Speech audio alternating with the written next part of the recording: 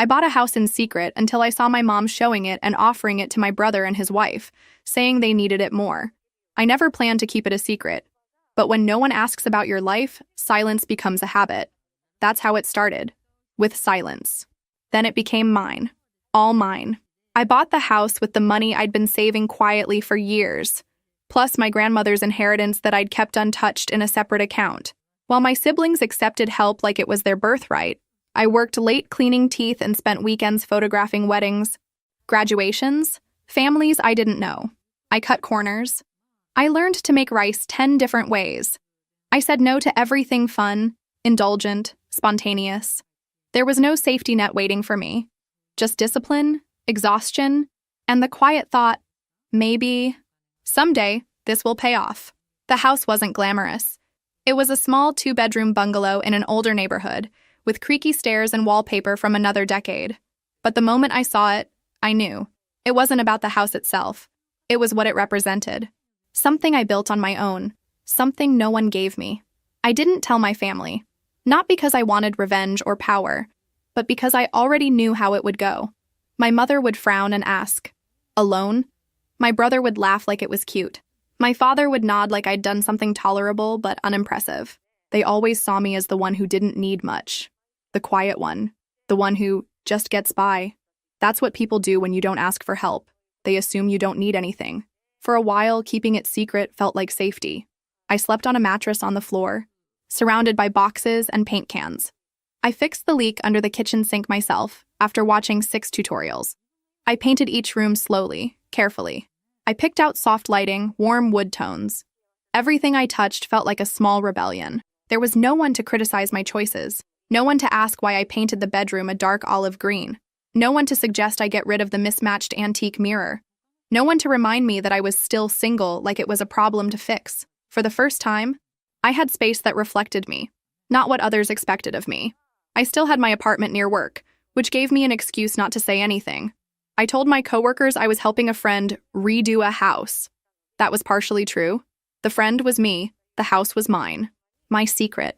Every free moment I had, I was there.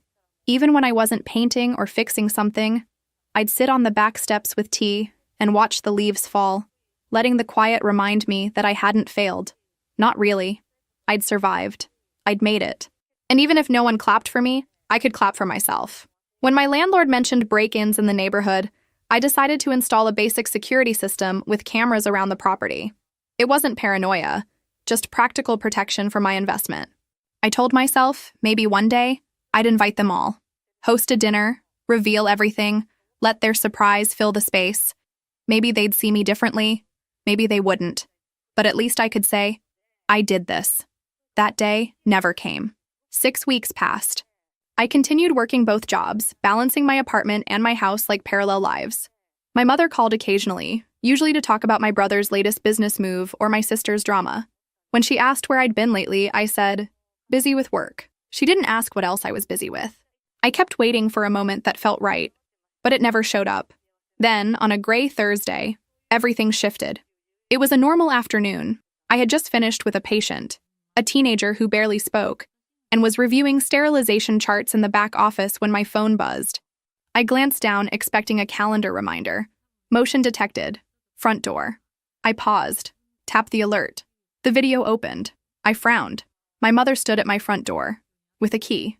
She wasn't alone. My brother's wife stood behind her, holding a reusable shopping bag. And behind them, a third woman, someone I didn't recognize. Blonde, dressed in business casual, holding a folder. I watched, frozen. My mother unlocked the door like she'd done it 100 times. They stepped inside, laughing, chatting. The stranger turned and said something I couldn't make out, and my mother gestured grandly toward the living room. It took a full minute before I realized what was happening. She was giving them a tour of my house, with my key, without my permission. My chest tightened, my skin prickled. I suddenly remembered, 3 weeks ago, when I had the flu and couldn't drive myself to urgent care, I'd called my mother. She'd driven me, stayed while I got treated, then took me home to the apartment. I'd been so foggy from fever that when she offered to grab my house keys, just in case you need anything picked up, I'd barely registered handing them over. I never asked for them back. I lowered the volume and watched.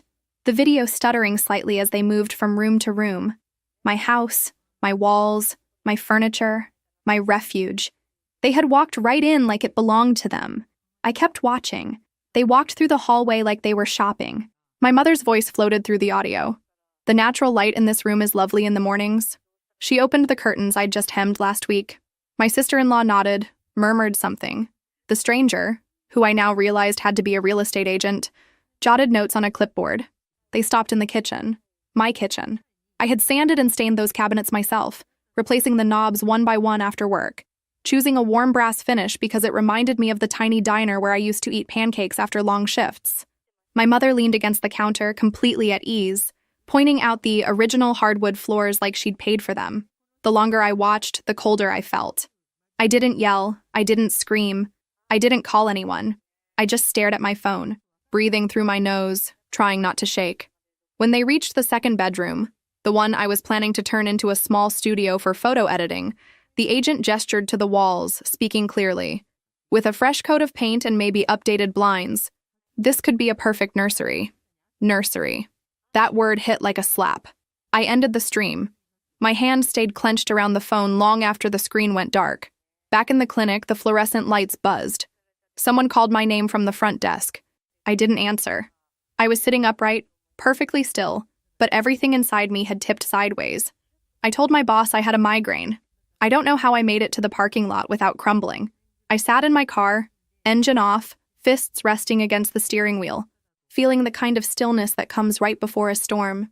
Not the dramatic, cinematic rage I thought betrayal would look like. Just a quiet devastation. They didn't even think to ask. Not my mother, not my brother, not his wife. The idea that someone had entered my space, that someone had walked across my floors, opened my drawers, breathed in the scent of my soap without permission, made my skin feel foreign. By the time I got there, they were gone. Everything looked exactly as I'd left it, but it didn't feel the same. I stood in the doorway, staring at the worn doormat, wondering how long they'd been planning this. How many times had she intended to come back? Had she been waiting for the right moment to tell me her plan? I went through every room, one by one, like I was searching for proof. A cushion out of place. A drawer slightly open. A missing glass. Nothing was obviously disturbed, but it all felt touched. Violated. Like someone had been pretending to be me while I wasn't looking. In the living room, I spotted something on the console by the window. A piece of paper, folded neatly in half. I picked it up. It was my mother's handwriting. Slanted, purposeful, written in blue pen on the back of a grocery store receipt. This place is far too big for you. Think about what's really practical. You'll understand one day. No greeting, no signature, no apology. Just that. My throat tightened. I stood there with the note in my hand and realized she didn't see it as mine. None of them did. In their eyes, I was just borrowing time, holding on to something until someone more deserving, someone with a husband, maybe a baby, could take over. I slept at my apartment that night. Not because it was closer to work, because I couldn't stomach being inside walls that had been trespassed. The next morning, I skipped my usual shift at the clinic and drove straight to the house. I parked across the street, watching. I don't know what I expected. Someone slipping out with a duffel bag? A sign on the lawn? Nothing happened. Just silence. I texted my mother only 4 words. I need my key back. She replied 20 minutes later. I still have it from when you were sick. You shouldn't be out there alone so much. We're just looking out for you. Looking out for me. I didn't answer. I couldn't. I sat on the floor, legs pulled to my chest, and stared at the blank wall I hadn't decided how to decorate yet. There had been so many moments I'd wanted to share with someone. How proud I felt the first time I fixed a leaky faucet. How warm the kitchen looked at dusk. How soft the bedroom was when it rained. But not like this. Not as a transaction. Not as a gift to be reassigned. Later that evening, I checked the camera history. There was one other entry I hadn't seen. From just 4 days earlier. My mother alone, walking through with a measuring tape. My home had been a showroom, a secret she used for her own story. Maybe she thought I wouldn't notice. Or maybe she counted on me not saying anything, like I always didn't. But I wasn't quiet anymore. I didn't wait long. The next morning, I sat at the kitchen table of my apartment with the note still folded in my pocket. My phone was on speaker. The screen lit up with her name. It rang twice before she answered. "You're up early," she said, her voice light, like we were picking a brunch spot. I saw the camera footage, I said flatly. There was a pause. Not long, just enough for her to decide how she'd play it. Oh, she said. I figured you might. Eventually. You used a key I gave you for an emergency. You entered my house without permission. You brought people with you. And you left a note. A sigh. The kind that always came right before the guilt trips. You're making this bigger than it is. No. You made it bigger the second you stepped inside. I only went because your brother and his wife are going through a tough time. I thought it might help to see what's out there. And that place, it's lovely, but it's too much for just one person. Don't you think? There it was. The thesis. The sentence that summarized every subtle dismissal I'd swallowed for years. It's not too much for me, I said. I bought it. I earned it. I live there. Another pause. I imagined her sitting at her kitchen counter, probably still in her robe, coffee half finished, not understanding why I was upset, or pretending not to. I know you worked hard, she said, like she was patting me on the head through the phone. But it's not just about that. Houses are meant for families. It's a lot of space. A lot of responsibility. You're not even there full time. And with your schedule, I cut her off. You don't get to decide what I can handle. I'm not deciding. I'm worrying. No, you're controlling. She inhaled sharply, clearly offended. Don't speak to me like that. Then stop treating me like I'm 10. She laughed, but it was tight, defensive. I'm your mother. I'll always care what's best for you. Caring doesn't involve sneaking into someone's home and showing it to a real estate agent. Now her tone shifted. She's not an agent. She's a friend. She works in staging. I just wanted an opinion. You wanted an opinion on how to give away something that doesn't belong to you. She was just looking. Nothing was decided. You're missing the point, I said, my voice rising. You shouldn't have been there at all. She's pregnant, my mother said, like that excused everything. I blinked. What? Your brother's wife. They haven't told anyone yet. I shouldn't have said it, but they're desperate. Their apartment is cramped, and his business isn't doing well. This house, it could be a real step forward for them. I stared at the wall, trying to process the weight of what she'd just dropped like it was weather talk. So you walked into my home and imagined a future where I just handed over? It's not about taking anything from you. Then what is it about? She went quiet. And then, softly, you're alone. You have no partner, no children. You work too much. I thought maybe you'd see that this isn't practical long-term, that it doesn't have to be yours forever. I pressed my thumb against the corner of the table, grounding myself. Let me say this clearly, I said. That house is mine. I paid for it. Every nail, every tile, every chipped bit of paint. It is not temporary. It's not transitional. It's not waiting to be handed off to someone you think is more deserving. You're being dramatic. No, I'm being firm. You're throwing away your family over a house. No, I said. You're threatening to throw me away because I finally claimed something of my own. The line went silent for several seconds. Then she spoke, low and sharp. You've always been difficult. I almost laughed. No, I've always been quiet. That's different. I hope you can live with this choice. I've been living with your choices my whole life.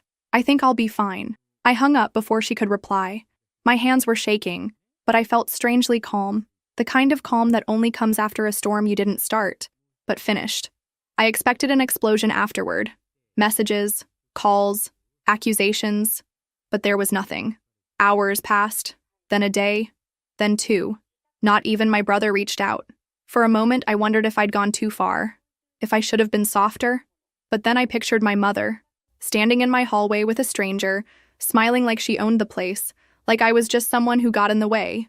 No, that door needed to be closed. This time, by me.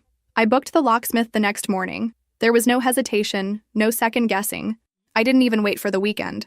I called from the back of the dental clinic during lunch, chewing on a protein bar while holding the phone between my shoulder and cheek. The woman on the line said she could have someone there by noon the next day.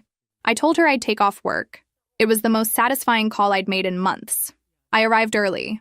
The locksmith was a man with calloused hands and a voice like gravel. He didn't ask questions, just nodded when I said, "Full change, all exterior locks." I watched him work, standing a few feet away like it was a medical procedure, as if staying close might make it feel more final, more mine. When he handed me the new keys, I held them like something sacred. "Only you with copies?" he asked. Yes, I said. Only me. That night, I slept at the house again. Mattress on the floor, surrounded by soft shadows and silence. But this time, the quiet didn't feel so vulnerable. It felt earned. I didn't hear from anyone for 4 days. No texts, no voicemails, no awkward apologies disguised as check-ins. Just the absence I had apparently triggered by daring to say no. It stung, of course it did. But beneath the sting was something solid. For once, the silence felt like mine. On the 5th day, a car pulled into the driveway. I was in the kitchen unpacking groceries, listening to a podcast about art theft, when the notification pinged. Motion detected. Driveway. I set down the bag of spinach and walked slowly to the window. It was her. She didn't knock immediately. First, she stood on the porch, staring at the front door like she expected it to open on its own. Her purse was slung over one shoulder, her mouth pinched into that neutral expression she used when she was holding back a lecture. Then she tried the handle. When it didn't budge, her face changed. She knocked once, sharp, then again, louder. I stepped toward the door, heart thudding. I didn't open it. I spoke through the wood. You don't have a key anymore. A pause. I figured, she said. Her voice was flat, unreadable. I waited. I just wanted to talk. We're talking. Through the small glass panel beside the door, I saw her shift her weight. She looked smaller somehow. Less certain. Maybe it was the barrier, or maybe it was just the first time I'd refused to make it easy. I know you're angry, she said. I'm not angry. I'm done being quiet. Another silence. I only ever wanted to help. No, you wanted control. That's not fair. It's not up for debate. I could hear her inhale, then speak with that carefully controlled tone she used during PTA meetings and doctor's appointments. Your brother and his wife are going through something difficult. You don't know the whole picture. And I never will if people keep making choices behind my back. She stepped closer. I watched her hand hover over the doorframe like she wanted to touch it. I raised you to be practical. No, I said. You raised me to be useful. To adapt. To expect less. Practicality was just the excuse. That's not true. Then why is it so hard for you to let me have something? She didn't answer. Why does it bother you that I own this place? That I'm fine without help? That I didn't need permission? Her voice cracked, just slightly. Because I don't want you to end up alone. I laughed, sharp and dry. You already made sure I was. I didn't say it to hurt her. I said it because it was true. Every family dinner where my achievements were glossed over. Every time someone else's crisis became more important than my progress. Every assumption that I didn't need help because I wasn't falling apart loudly enough. She pressed her hand against the door. You think I don't see you. But I do. Too late. A long beat passed. Then she said, This is a mistake. You'll regret shutting people out. No, I said quietly. What I regret is letting you in. I stepped away from the door. I didn't wait for a reply. A minute later, I heard the car pull out of the driveway. I didn't cry. I didn't shake. I finished putting away the groceries, sat at the kitchen table, and let the quiet fill the space again. Only this time, it was protected. It was mine. The silence stretched longer than I thought it would. At first, it felt like peace. I kept waiting for another knock, another voicemail, another demand disguised as concern. But the days passed quietly. No messages from my mother. No unannounced visits, just quiet. And then slowly, the superficial texts began. My brother sent the first one, 2 weeks later. Hey, Mom's still pretty upset. Maybe reach out? A few days after that, another. No judgment. Just saying, this isn't worth blowing up the family over. Think about it. I didn't reply. Then my sister chimed in with a screenshot of a casserole she'd made. Missing family dinners. Let's all just move on? Each message was like a pebble thrown at a window I'd just sealed shut. Not enough to break anything. Just enough to remind me that they were still outside waiting for me to come crawling back through the cracks. No one asked how I was. No one said, that was wrong of her. No one wondered why I'd felt so cornered. They just wanted me to undo the mess I didn't create. So I stayed quiet. In the house, I found myself scrubbing baseboards that didn't need scrubbing, reorganizing the kitchen drawers, folding and refolding towels. I replaced the doorbell, installed blackout curtains in the bedroom, ordered frames for photos I'd taken but never printed. I hung them in the hallway. Sunrises, foggy streets, stray cats. Images that felt like proof of a life I had built without applause. Some days I felt proud. Others I felt like a stranger in my own skin. Because the truth is, even when you choose distance, It doesn't mean you stop wanting to be chosen. I still woke up thinking I should check my phone for some real message. An acknowledgement. A sign that someone in that house remembered who I was outside of the role I'd always played. But all I got were polite reminders to fall back into line. My days were full, work at the clinic, editing photos late at night, errands, house projects, but the quiet in between felt sharper now. I'd never been someone who needed a crowd. I liked stillness. But this stillness wasn't soft. It echoed. Sometimes I caught myself rehearsing conversations out loud, imagining what I'd say if they actually apologized, what I'd say if they didn't, what I'd do if my mother showed up again. I never landed on anything satisfying. One night, after a long day photographing a couple who couldn't stop bickering between poses, I came home and stood in the living room for a long time without turning on the lights. The house was silent, dim, familiar, and for the first time it felt heavy. I sat on the couch and tried to remember the last time I'd laughed with someone in this room, the last time someone sat across from me just to talk. Not to take, not to fix, just to be there. The thought pressed down on me, slow and suffocating. It wasn't that I regretted what I'd done. I didn't. But being right doesn't stop you from feeling alone. That night, I slept with the hallway light on, just one bulb, a small defiance against the dark. In the morning, I made strong coffee, pulled on a hoodie, and took my camera into the yard. The garden bed was half prepped, soil turned over but no plants yet. I knelt and started removing weeds by hand, one by one, fingers cold in the morning air. It wasn't about the weeds. It was about taking control of what I could. The house had become my mirror, strong, unfinished, marked by effort. But even mirrors need light to reflect anything at all. I was beginning to realize I couldn't do everything in isolation. Not forever. But I didn't want false connection either. If someone was going to step inside this house again, it had to be someone who saw me, not someone who looked past me to imagine what I could be traded for. The texts from my siblings stopped after I didn't respond for a week. I didn't miss them exactly. I missed what they could have been, what we could have been. If they'd ever truly made space for me to be more than the one who keeps quiet, who makes do, who disappears when convenient. I started sleeping full-time at the house after my lease ended. One night, as I sat on the back steps sipping tea, the air turned brisk and sharp. I looked up and watched the sky shift. The moon was nearly full. I whispered into the dark, "You're not crazy for wanting more." It felt strange at first, then steady. I said it again, louder this time.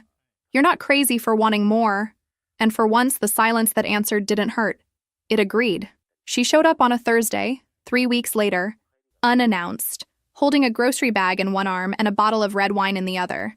I opened the door, still wearing my cleaning gloves, one AirPod in, music humming faintly in my right ear. I blinked at her. "You didn't text," I said. She raised an eyebrow. "You haven't answered a text in almost a month.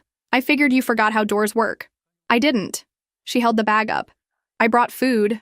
There was no point arguing. She walked past me like she owned the place, which was the closest thing I had to comfort lately. I closed the door behind her and peeled off the gloves.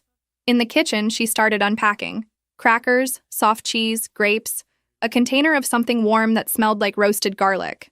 I leaned against the counter, arms crossed, watching her. "So," she said, slicing the foil on the wine bottle, "want to tell me what's going on? Or should we eat first and pretend you're totally fine?" "I am fine." She gave me a look. "Please. I've known you since before you knew what concealer was. You're not fine." I sighed, ran a hand through my hair and grabbed 2 glasses. We sat at the small table by the window, the one I'd sanded and stained myself, the legs still a little uneven. She poured the wine, pushed a napkin toward me, and waited. "I told them," I finally said. "About the house." "Sort of." She popped a grape in her mouth. "Define, sort of." "They found out. My mom let herself in, gave a tour, left a note telling me to think practically." Her eyes widened.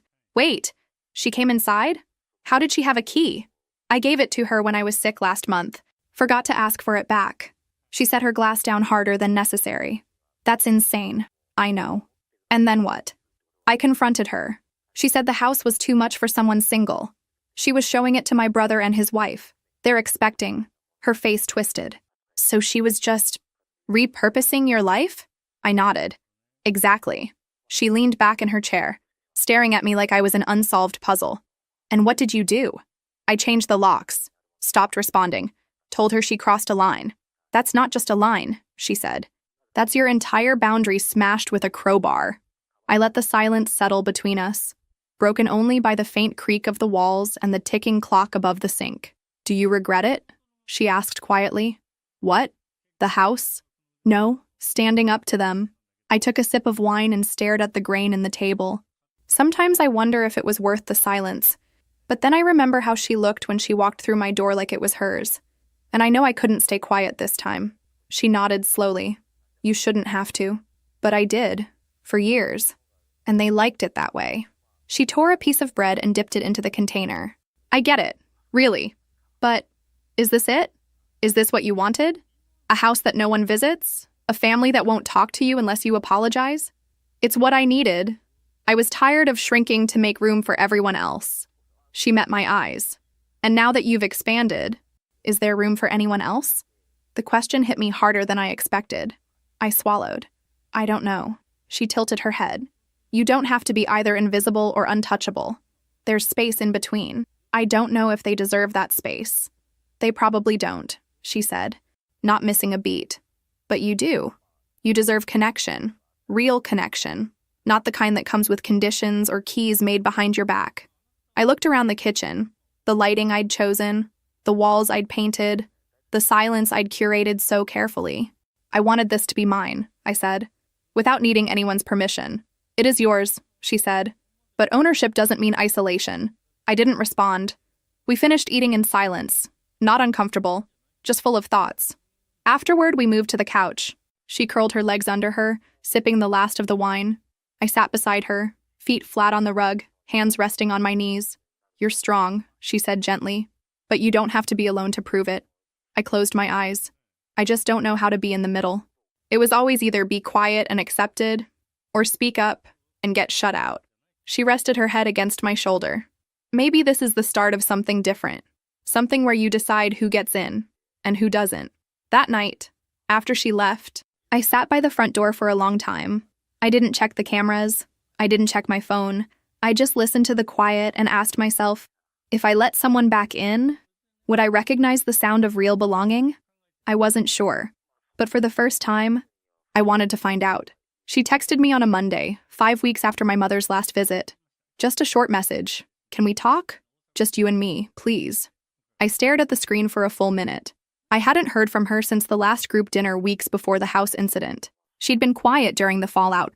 No messages, no defenses, no accusations. Just silence. Now this.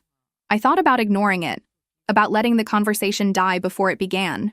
But something in the phrasing, "just you and me," landed differently. I replied, "Tomorrow, 5, at the house." She showed up right on time. She wore no makeup, no perfect hair, no curated outfit, just jeans, sneakers, and a loose gray sweater that made her look smaller than usual. I opened the door before she knocked. "Hi," she said, carefully. I stepped aside and let her in. She walked in slowly, looking around like she wasn't sure if she was welcome. I gestured toward the kitchen and she followed. I offered her tea. She nodded. We sat. For a moment, neither of us spoke. She looked down at her hands, fiddling with the sleeves of her sweater. I waited. Finally, she took a breath. "I didn't know she was going to do that," she said quietly. "Bring someone, the staging woman." I didn't answer. She continued. "I asked her for help. That part's true. But not like that. I never asked her to take your house." I looked at her. Her face was pale, eyes tired. Not performative, just raw. "You asked her for help with what?" I said. She hesitated, then leaned forward, elbows on the table. "We're not doing as well as it looks," she said. "Your brother's business isn't stable. He took on some clients that didn't pay out. We've been behind on rent for months." I blinked. She pushed her hair behind one ear. "I didn't want to ask anyone. He wouldn't. His pride." "Yeah," I said, more bitterly than I intended. "That sounds familiar." I thought maybe she could co-sign something or help us refinance. But instead, she started pushing this idea. About your place. About how it was too much house for you. About how it would be more useful for a family. That word. Again. "She made it sound like you wouldn't mind," she added softly. I scoffed. Of course she did. I didn't know she had taken your key. I didn't know she was showing it like it was already decided. I leaned back in my chair, pressing my fingertips together to keep my voice level. "So you're saying it was her idea?" "I'm saying it spiraled, and I didn't stop it." That admission held weight. We sat in silence. My tea went cold. I wanted to come sooner, she said, but I didn't know what to say. I didn't want to lie, and I didn't want to defend what she did. But I also couldn't just let you think I was fine with it. Were you? I asked. Her eyes met mine. No. I studied her face. I thought about all the years I'd watched her slide into the family like a puzzle piece. How my mother praised her. How my brother was always the shining one. I'd spent years assuming they lived in a world of clean answers and easy choices. And now here she was, fragile, messy, human. Why didn't you ask me directly? I asked. She gave a weak smile. Because I assumed you'd say no. I probably would have. I know. We both laughed. Just once. A short, surprised breath of irony. I'm not angry at you, I said after a pause. But I'm not going to pretend it didn't hurt. I don't expect you to, she said. I just wanted to stop pretending everything was fine. The sun was dipping low outside, streaks of orange cutting across the floor. The house felt still again, but not empty. She stood slowly. I won't come back unless you invite me. I mean that. I nodded. At the door, she turned. He's ashamed, she said. He won't say it, but he is. About the business. About not being able to provide the way he thought he would. I opened the door for her. I understand shame, I said. But it doesn't justify what happened. No, she agreed. It doesn't. She stepped outside, then stopped. For what it's worth, she said, your house is beautiful. This time I believed her. And when I closed the door, it didn't feel like I was shutting her out. It felt like I was closing something that finally had an ending. That night, I couldn't sleep. The house was quiet, but not in the soothing way I'd come to love. It felt tight, like the walls were holding their breath. My conversation with her kept echoing, her voice soft, her eyes avoiding mine, the way she said, he's ashamed. I sat on the couch long after midnight, sipping cold tea and thinking about him, my brother, the one who had always known exactly how to move through the world in a way I didn't. Charming, loud when it served him, quiet when it didn't. The one who never had to ask twice for anything. The one who somehow always had more room than the rest of us. I realized something that night. I had spent so long resenting how easily he received things that I'd never stopped to wonder what he might be hiding behind that ease. It didn't make what happened right, but it made it harder to flatten him into a villain. Still, that didn't mean I wanted to forgive. It just meant I couldn't ignore the nuance anymore. The next morning, I walked into the second bedroom, my almost studio, and stood in the middle of the floor. The pale light was soft and even, just the way I'd imagined when I first painted the walls. I stared at the space, thinking about how close I came to losing it without even realizing it. They had never seen me as permanent. That's what stung. Not just that they wanted the house, but that they thought I'd step aside. That I'd quietly move out like I'd always moved out of the way. Of conflict, of attention, of inheritance. And my mother. God. It hit me then, in a way it hadn't before. She probably thought she was helping. Twisted as it was, she didn't think she was stealing. She thought she was correcting a mistake. A house in my name felt like a misplacement of resources to her. Something unnatural. Something to be fixed before it got out of hand. I sat on the floor and leaned against the wall, knees pulled up, forehead resting on my arms. This was the part no one talks about when they say boundaries are empowering. The part where you finally get what you want, and then realize how much you lost along the way. The house was safe now. I'd secured it, locked it down, but I hadn't prepared for the hollowness that came after reclaiming it. The next few days passed slowly. My routines remained intact. Work, edits, errands, projects, but I moved through them like someone else was steering. Not sad exactly, but detached. The idea came quietly, in the middle of a Tuesday. I was rinsing dishes when it struck. Not a lightning bolt, not a grand epiphany, just a quiet, measured thought. What if I invite them here? Not to surrender, not to smooth things over, but to set the terms. My terms. The house had become a symbol of everything I'd fought for. Autonomy, respect, space. And yet I'd spent the last few weeks defending it from behind locked doors. I hadn't opened it with pride. I'd hidden in it, protected myself. But maybe it was time to reclaim it in another way. I didn't want to reconcile for the sake of performance. I didn't want to hear excuses dressed up as affection. I wanted honesty, clarity, maybe even the beginning of something different, or maybe just closure. That night, I drafted the message. Simple. No theatrics. I'm making dinner this Sunday, at the house. If you'd like to come, you're invited. Come as you are. I sent it to my mother, my brother, my sister, and, to my own surprise, my father, too. Then I turned my phone face down and refused to obsess over their replies. It didn't take long. My brother was the first. We'll be there. Then my sister. You're cooking? Can I bring dessert? Even my father replied with a thumbs up. That was his version of emotional availability. My mother didn't answer right away. I didn't expect her to. But late the next day, she sent, "Okay, thank you." No emoji, no elaboration. It was enough. I spent Saturday prepping, not obsessively, just intentionally. I made a grocery list, cleared the clutter from the hallway, cleaned the windows. I set the table with mismatched plates and cloth napkins I'd found at a thrift store. No centerpieces, no fake smiles, just food and space. I cooked slowly on Sunday. Roasted vegetables, baked herb chicken, a pot of lentils simmered on the stove, warm and rich with garlic and thyme. I made salad with shaved fennel because I liked the way it looked in the bowl. Not for them. For me. At 5:57, a car pulled up. I took a deep breath and opened the door before they knocked. My brother stepped in first, holding a bottle of wine. His wife followed, glancing around like she hadn't seen the place in daylight. My sister came next, wearing too much perfume and carrying a bakery box with a ribbon. My father came in quietly, hands in his jacket pockets. My mother was last. She hesitated on the threshold. I met her eyes, then stepped aside. "Come in," I said, calm, even. She entered without a word. The house filled slowly, shoes by the door, jackets on hooks.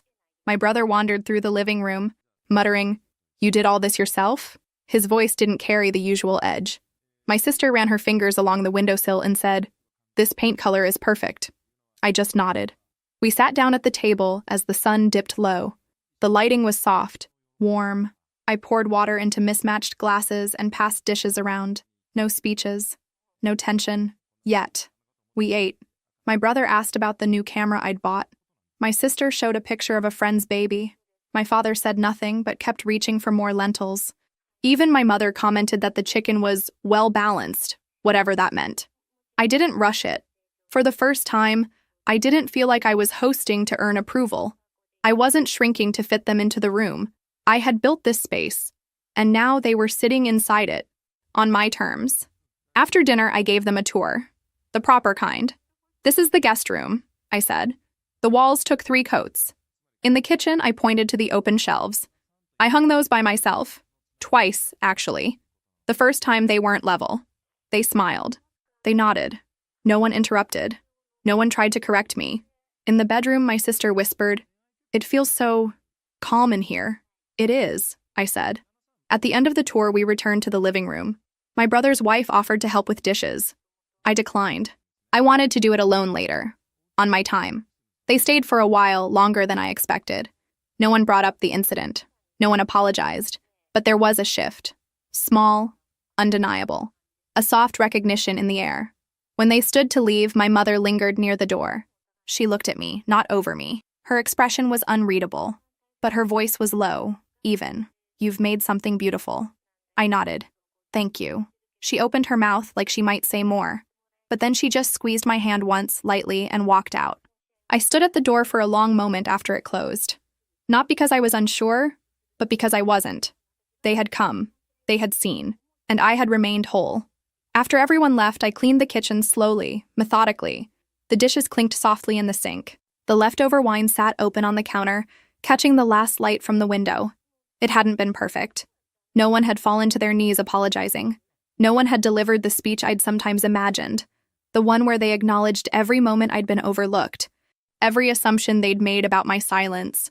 But something had shifted. For the first time, they had been guests in my space instead of me being a visitor in theirs. They had asked about my choices instead of questioning them. They had seen what I'd built instead of focusing on what they thought I lacked. It was a beginning. Maybe not the one I'd dreamed of, but one I could work with. The house felt different afterward. Still mine, but not defensive anymore. Like it had exhaled. Over the following weeks, the texts started again, but they were different now. My sister sent a photo of a sunset from her apartment balcony. "Made me think of your dining room lighting." My brother forwarded an article about small business photography trends. Thought you might find this interesting? Even my mother texted once. How is the garden coming along? Small gestures? Nothing dramatic, but consistent in a way that felt intentional rather than obligatory. I didn't respond to every message immediately. I wasn't performing gratitude or rushing to rebuild what had been broken, but I didn't ignore them either. I was learning something new, that I could engage without disappearing, that I could set boundaries without building walls. That family could be something I participated in rather than something that happened to me. It would take time, maybe a long time. Trust doesn't rebuild overnight, and patterns that took years to form don't dissolve with a single dinner. But for the first time in my life, I felt like I had a choice in how this story continued. And that choice was mine to make. On my terms, in my house, where I belonged. I discovered that my husband was going on a cruise with his lover, but when he arrived, I was already there with her fiancé. The message appeared on my screen at 3:17 p.m. on a Tuesday.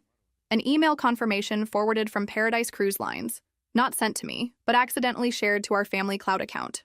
A luxury suite, champagne package, couples massage, all booked under my husband's name for the following week during his important business conference in Seattle. Except there was another name on the reservation, Vanessa. My hands didn't tremble. My coffee didn't spill. Something crystallized inside me. 15 years of marriage suddenly framed with perfect and terrible clarity. I scrolled through the itinerary with strange detachment. 5-day Caribbean cruise, ocean view balcony suite, captain's table dinner, all the romantic cliches you'd expect from a man who couldn't even remember what flowers I preferred on our anniversary. Working late again tonight, he had texted me an hour earlier. Don't wait up. I studied the cruise details, noting the suite cabin number 1243, deck 10, starboard side. Something about seeing those specific details made it real. This wasn't just an affair. This was planning, calculation, a parallel life being built while I maintained ours. What a fool I had been. I remember standing up and walking to our bedroom closet, the one we shared. His suits hung next to my dresses, as if they belonged there. His shoes lined up with mine. The physical proximity of our things suddenly seemed obscene. I was about to start pulling his clothes down, to tear the fabric and destroy the memories, when my phone chimed again. Another notification from the family cloud. A photo appeared. A woman, young, blonde, perfect teeth, posing in front of a mirror wearing lingerie that still had price tags hanging from it. The caption read, "Can't wait for you to take this off on our trip." Counting the days. I recognized her. Vanessa, the new customer service director at my husband's company, the one he had insisted on inviting to our Christmas party last December, the one who had looked at me with something like pity while accepting a glass of wine in my home. What stopped me from destroying his things wasn't restraint. It was a random memory. A conversation I'd overheard at a charity gala 3 months ago. Vanessa discussing loudly her engagement to some tech entrepreneur, showing off a flashy diamond ring, talking about her upcoming June wedding. I sat on the edge of our bed, phone still in hand, and did something I'd never done before. I searched her name on social media. Her profile was public, filled with hashtags about being blessed and future wife. And there he was, her fiancé, tagged in dozens of photos. Bradley, handsome in his polished Silicon Valley way. His own profile full of startup success stories and motivational quotes. One recent post caught my attention. Heading on a solo trip before the wedding madness. Time to clear my head and come back ready to start forever with a Vanessa. The cruise dates matched exactly. A strange calm came over me, the kind that arrives when the universe delivers something so perfectly synchronized it feels like destiny. I opened my laptop and navigated to Paradise Cruise Line's deck plans. Cabin availability. My credit card was already in my hand. 20 minutes later, I had my own confirmation email. Single cabin 1245, right next to their love nest. The symmetry was too perfect to ignore. I took a deep breath and did the only rational thing a woman in my position could do. I found Bradley's business email through his company website and sent him a message. Mr. Bradley, I believe we have something important to discuss regarding our respective partners and their upcoming Caribbean cruise. Would you be available for coffee tomorrow? It concerns your fiancée Vanessa and my husband, who have made plans I think you should know about. I attached the booking confirmation. I didn't cry. I didn't scream. I simply waited, watching the little dots that indicated he was reading my message. Typing, stopping, typing again. His response came 3 minutes later. Where and when? The next morning, I sat at a corner table in an upscale downtown cafe watching the door. I recognized him immediately. taller in person, with that confident stride of someone accustomed to commanding rooms. His eyes found mine across the space. Recognition, understanding, the look of someone whose world was also shattering. He sat across from me. No handshake, no introduction needed. "Show me everything," he said quietly. And I did. By the time our coffees had gone cold, we had formed an alliance born of shared betrayal. Not just an alliance, a pact, a strategy. "They think they're so clever," I said, finally allowing myself a bitter smile. "They have no idea what's coming." Bradley's expression hardened with resolve. "What exactly did you have in mind?" I leaned forward, lowering my voice. "I already booked the cabin next to theirs, but one person watching their romantic getaway crumble isn't as satisfying as two, don't you think?" He matched my lean, his voice equally low. "Are you suggesting what I think you're suggesting?" "I'm suggesting we both take that cruise.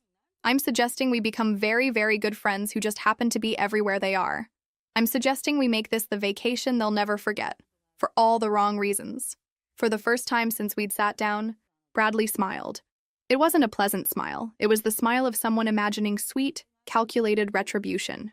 "I'm in," he said, "but we need to be smarter than them. We need a plan that doesn't just catch them, but destroys whatever fantasy they've built." I nodded, feeling something like excitement beneath my anger. "By the time we dock back in Miami, they'll wish they never set foot on that ship." The week before the cruise passed in an Academy Award-worthy performance. I kissed my husband goodbye as he packed his conference clothes. I helped him choose a tie for his presentation. I even drove him to the airport, waving from the departure lane with a smile plastered on my face. "I'll miss you," he said, his eyes not quite meeting mine. "Oh, I'm sure the time will fly," I replied, thinking of the swimsuits and evening dresses already packed in my own suitcase, hidden in Bradley's temporary apartment. As soon as his plane took off, not to Seattle but to Miami, I drove straight to the port where Bradley was waiting. We had spent every day of the past week planning, coordinating, building a backstory that would make us seem like old college friends reuniting by chance, practicing our reactions for when we accidentally ran into our cheating partners, memorizing the ship's layout. We booked identical shore excursions to the ones they had scheduled. "How are you feeling?" Bradley asked as we checked in at the cruise terminal, his hand briefly touching my shoulder. "I keep alternating between wanting to cry and wanting to push them both overboard," I admitted. He nodded. "I've already looked up maritime law. Unfortunately, that would be frowned upon." That unexpected flash of dark humor made me laugh for the first time in days. It felt strange in my throat. We boarded separately, agreeing to meet later after settling into our cabins. I found mine easily, 12:45, right next to where my husband would soon be caressing his lover. I pressed my ear to the adjoining wall, empty for now. Their flight wouldn't arrive for a few hours. I unpacked methodically, hanging dresses I had bought specifically for this cruise, dresses my husband had never seen, dresses chosen to make a statement when the inevitable confrontation came. At 6 p.m., Bradley texted, "They've boarded. Just saw them at check-in. They didn't see me." My heart raced. My palms grew damp. The moment was approaching faster than I had anticipated. I met Bradley at a bar 3 decks up, far enough away that we wouldn't immediately run into them. He already had a martini waiting for me. "To the most twisted vacation either of us has ever taken," he said, raising his glass. I clinked mine against his. "May we survive with our dignity, if not our marriages." My marriage ended before it began, apparently. His voice had the same hollow quality I'd felt in my chest for days. We shared our stories then, filling in the blanks of our relationships. Bradley had met Vanessa at a tech conference 2 years ago. They had gotten engaged quickly. Too quickly, he realized now. There had been signs of her infidelity, unexplained absences, secretive phone behavior, sudden work emergencies. I ignored it all, he said, staring at his drink. I wanted so badly to believe I'd found the right person. 15 years, I replied. 15 years I gave him. We talked about children. We decided together to focus on our careers first. We had a timeline. Next year was supposed to be our year to try. My voice broke unexpectedly. Bradley's expression softened. "I'm sorry." "Don't be. Be angry. I am." We spent hours talking, drinking enough to stay relaxed but not enough to cloud our judgment. We needed to be sharp, ready. Around 10 p.m., we ventured to the main dining room for the welcome dinner, and there they were, sitting at a table for 2 near the windows. My husband's hand rested on the small of Vanessa's back as they studied the menu. Intimate, comfortable, practiced. The sight hit me harder than I expected. This wasn't their first trip together. This wasn't new. The realization made my knees buckle slightly. Bradley steadied me with a hand on my elbow. "Not yet," he whispered. "Let them think they got away with it. Tomorrow we begin." We retreated to a different restaurant, but I couldn't eat. My stomach was a knot of acid and anger. "How long do you think this has been going on?" I asked, pushing pasta around my plate. "Does it matter? A day? A month? A year? They both betrayed us." "It matters to me," I insisted. "I need to know how much of my life has been a lie." Back in my cabin that night, I pressed my ear to the wall again. I could hear them laughing, murmuring, the occasional creak of bed springs. I recorded it all, evidence for what was to come. I barely slept. When morning came, I met Bradley for breakfast on the Lido deck. We had determined that our cheating partners had booked a snorkeling excursion at our first port of call, a small private island owned by the cruise line. "Ready for day one?" Bradley asked, sliding a coffee toward me. "As ready as I'll ever be." We took the tender to the island 30 minutes after my husband and Vanessa had left. We spotted them easily on the beach, sharing a lounge chair, her head on his chest, his fingers running through her hair. Bradley and I set up our own chairs exactly in their line of sight, but angled so they wouldn't notice us immediately. We waited for the perfect moment, the recognition, the shock.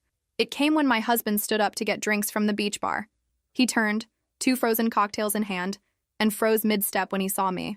The drinks tilted, blue liquid splashing over his hands. I gave a little wave, as casual as if we were running into each other at a grocery store. His face went pale so quickly I thought he might faint. He stood paralyzed, unable to move toward me or back to Vanessa, who was still scrolling through her phone obliviously. I adjusted my new swimsuit, a daring red piece I never would have chosen before, and walked directly toward him. "What a coincidence," I said, loud enough for nearby sunbathers to hear. "How lucky to run into you here. The weather looks different than I remembered from Seattle." He opened and closed his mouth, speechless. Over his shoulder, I saw Vanessa look up, confusion crossing her face, then horror as she spotted Bradley approaching behind me. "What? How?" my husband finally managed. "Your lover should be more careful about sharing your itinerary on the family cloud account," I said pleasantly. "Oh, and you should meet my friend Bradley. I think he already knows your girlfriend." I turned to Vanessa, whose face had turned the color of sour milk. "That engagement ring looks beautiful in the sunlight. Does your fiancé know you're engaged, or is that just a detail you've overlooked while planning your romantic getaway?" People were watching us now, openly staring at the drama unfolding on the perfect white sand. "This isn't what it looks like," my husband finally said, the most cliched phrase possible. "Really?" I looked pointedly at the 2 blue drinks, then Vanessa's shocked face, then back at him. "Because it looks exactly like you're on a cruise with your lover while telling your wife you're at a business conference in Seattle." Bradley stepped forward, addressing Vanessa directly. "We've booked all the same shore excursions as you. Isn't that a wonderful coincidence? We'll have lots of quality time together on this trip." And that was just the beginning, the first day of 5, the foundation of what would become the most unbearable vacation for 2 people who thought they had gotten away with betrayal. I knew then that I had given this man everything. My youth, my trust, my unconditional support through career changes and family losses. I had been there through it all, believing we were building something meaningful together. And all the while, he had been building a separate life, a life that didn't include me. I gave them one last smile.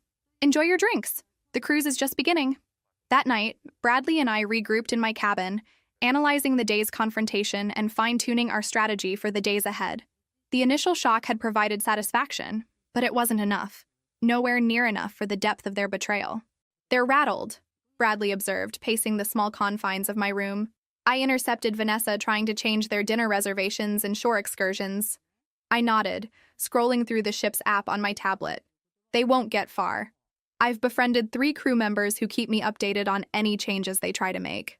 This was no longer a spontaneous reaction. During that week of planning, I had been methodical in ways I never knew I could be. What my husband didn't know, I had photographed all his office documents before leaving home. I had downloaded his text message history through our phone plan's backup service. I had contacted our bank and flagged large expenses from the past year, creating a perfect timeline of his affair through hotel charges and gift purchases. What Vanessa didn't know, Bradley had been equally thorough, gathering screenshots of suspicious messages, tracking her location history, and most damaging of all, documenting how she had been diverting funds from their startup's investors to finance luxury purchases. Tomorrow is the formal dinner, I said, studying the schedule. They'll expect us to make a scene. Bradley stopped pacing. So we don't. We do the opposite. Exactly. I smiled, feeling a cold clarity. We'll be charming, friendly even. We'll invite them to join our table. We'll talk casually about psychological warfare. Bradley nodded appreciatively. The anticipation of confrontation is often worse than the confrontation itself. I stood and walked to my suitcase, pulling out a sealed envelope. I've been saving this for the right moment. Now I think I know when to use it. Inside were photos. Security camera images from the ship showing my husband and Vanessa on previous cruises. Dates, timestamps, proof of a pattern going back 18 months. The head of security had been surprisingly helpful after I explained my situation and offered a generous consulting fee. How did you get these? Bradley asked, impressed. Let's just say when your husband brags about always booking the same cruise line for business trips, it creates a traceable pattern. I laid the photos chronologically. 8 cruises in 18 months. Always with her. Always during what he claimed were conferences or client meetings. Bradley whistled softly. That's not a romance. That's a second relationship. Exactly. And tomorrow night, I want them both to understand that we know everything. Not just this cruise. Everything. We stayed up past midnight, planning every interaction, every casual encounter for the remaining days. We were no longer improvising. This was choreographed retribution. The next morning brought another shore excursion, a tour of ancient ruins at our first port of call. As planned, Bradley and I arrived just as my husband and Vanessa were boarding the tour bus. The color drained from their faces when they saw us. I smiled brightly and took the seat directly behind them. Good morning. Sleep well? Vanessa stared straight ahead, rigid with tension. My husband attempted a weak smile. Look, we can talk privately. Oh, we'll have plenty of time to talk, I assured him. We have 3 more days together on this lovely ship. No rush. During the tour, Bradley and I maintained pleasant conversation, occasionally directing innocent questions to our uncomfortable companions. Have you visited these ruins before? Isn't the architecture fascinating? Each normal interaction seemed to make them more nervous than a direct confrontation would have. When we returned to the ship, they were visibly unraveling, exchanging tense whispers, looking over their shoulders, jumping at every corner where they spotted us. For that night's formal dinner, I wore a black dress I had bought specifically for this cruise, elegant, understated, with just enough edge to make a statement. Bradley wore a tailored suit that highlighted all the advantages of his athletic build. We entered the dining room deliberately 15 minutes after my husband and Vanessa had been seated. May we join you? I asked, already pulling out a chair at their table for 2. The maitre d' mentioned you had room? He couldn't refuse without creating a scene. Trapped by social convention, they shifted uncomfortably as we settled in. Wonderful evening, isn't it? Bradley began, unfolding his napkin with practiced ease. Vanessa, that dress looks familiar. Didn't you wear it to the Henderson Charity Gala last month? Her eyes widened slightly. The Henderson Gala had been a work event, one where she had introduced my husband as her colleague. Yes, I think so, she stammered. I flagged down a waiter. Champagne for the table, please. We're celebrating. My husband's expression darkened. What exactly are we celebrating? I smiled, reaching into my purse to pull out the envelope of photos. Anniversaries. Specifically, the 18-month anniversary of your first cruise together. I placed the photos on the table, one by one, like dealing cards. Caribbean, March last year. Mediterranean, May. Alaska, July. Each one during what you told me were business trips. The blood drained from his face. How did you? I've always admired your consistency, I continued, my voice steady despite my hammering heart. Same cruise line. Often the same cabin category.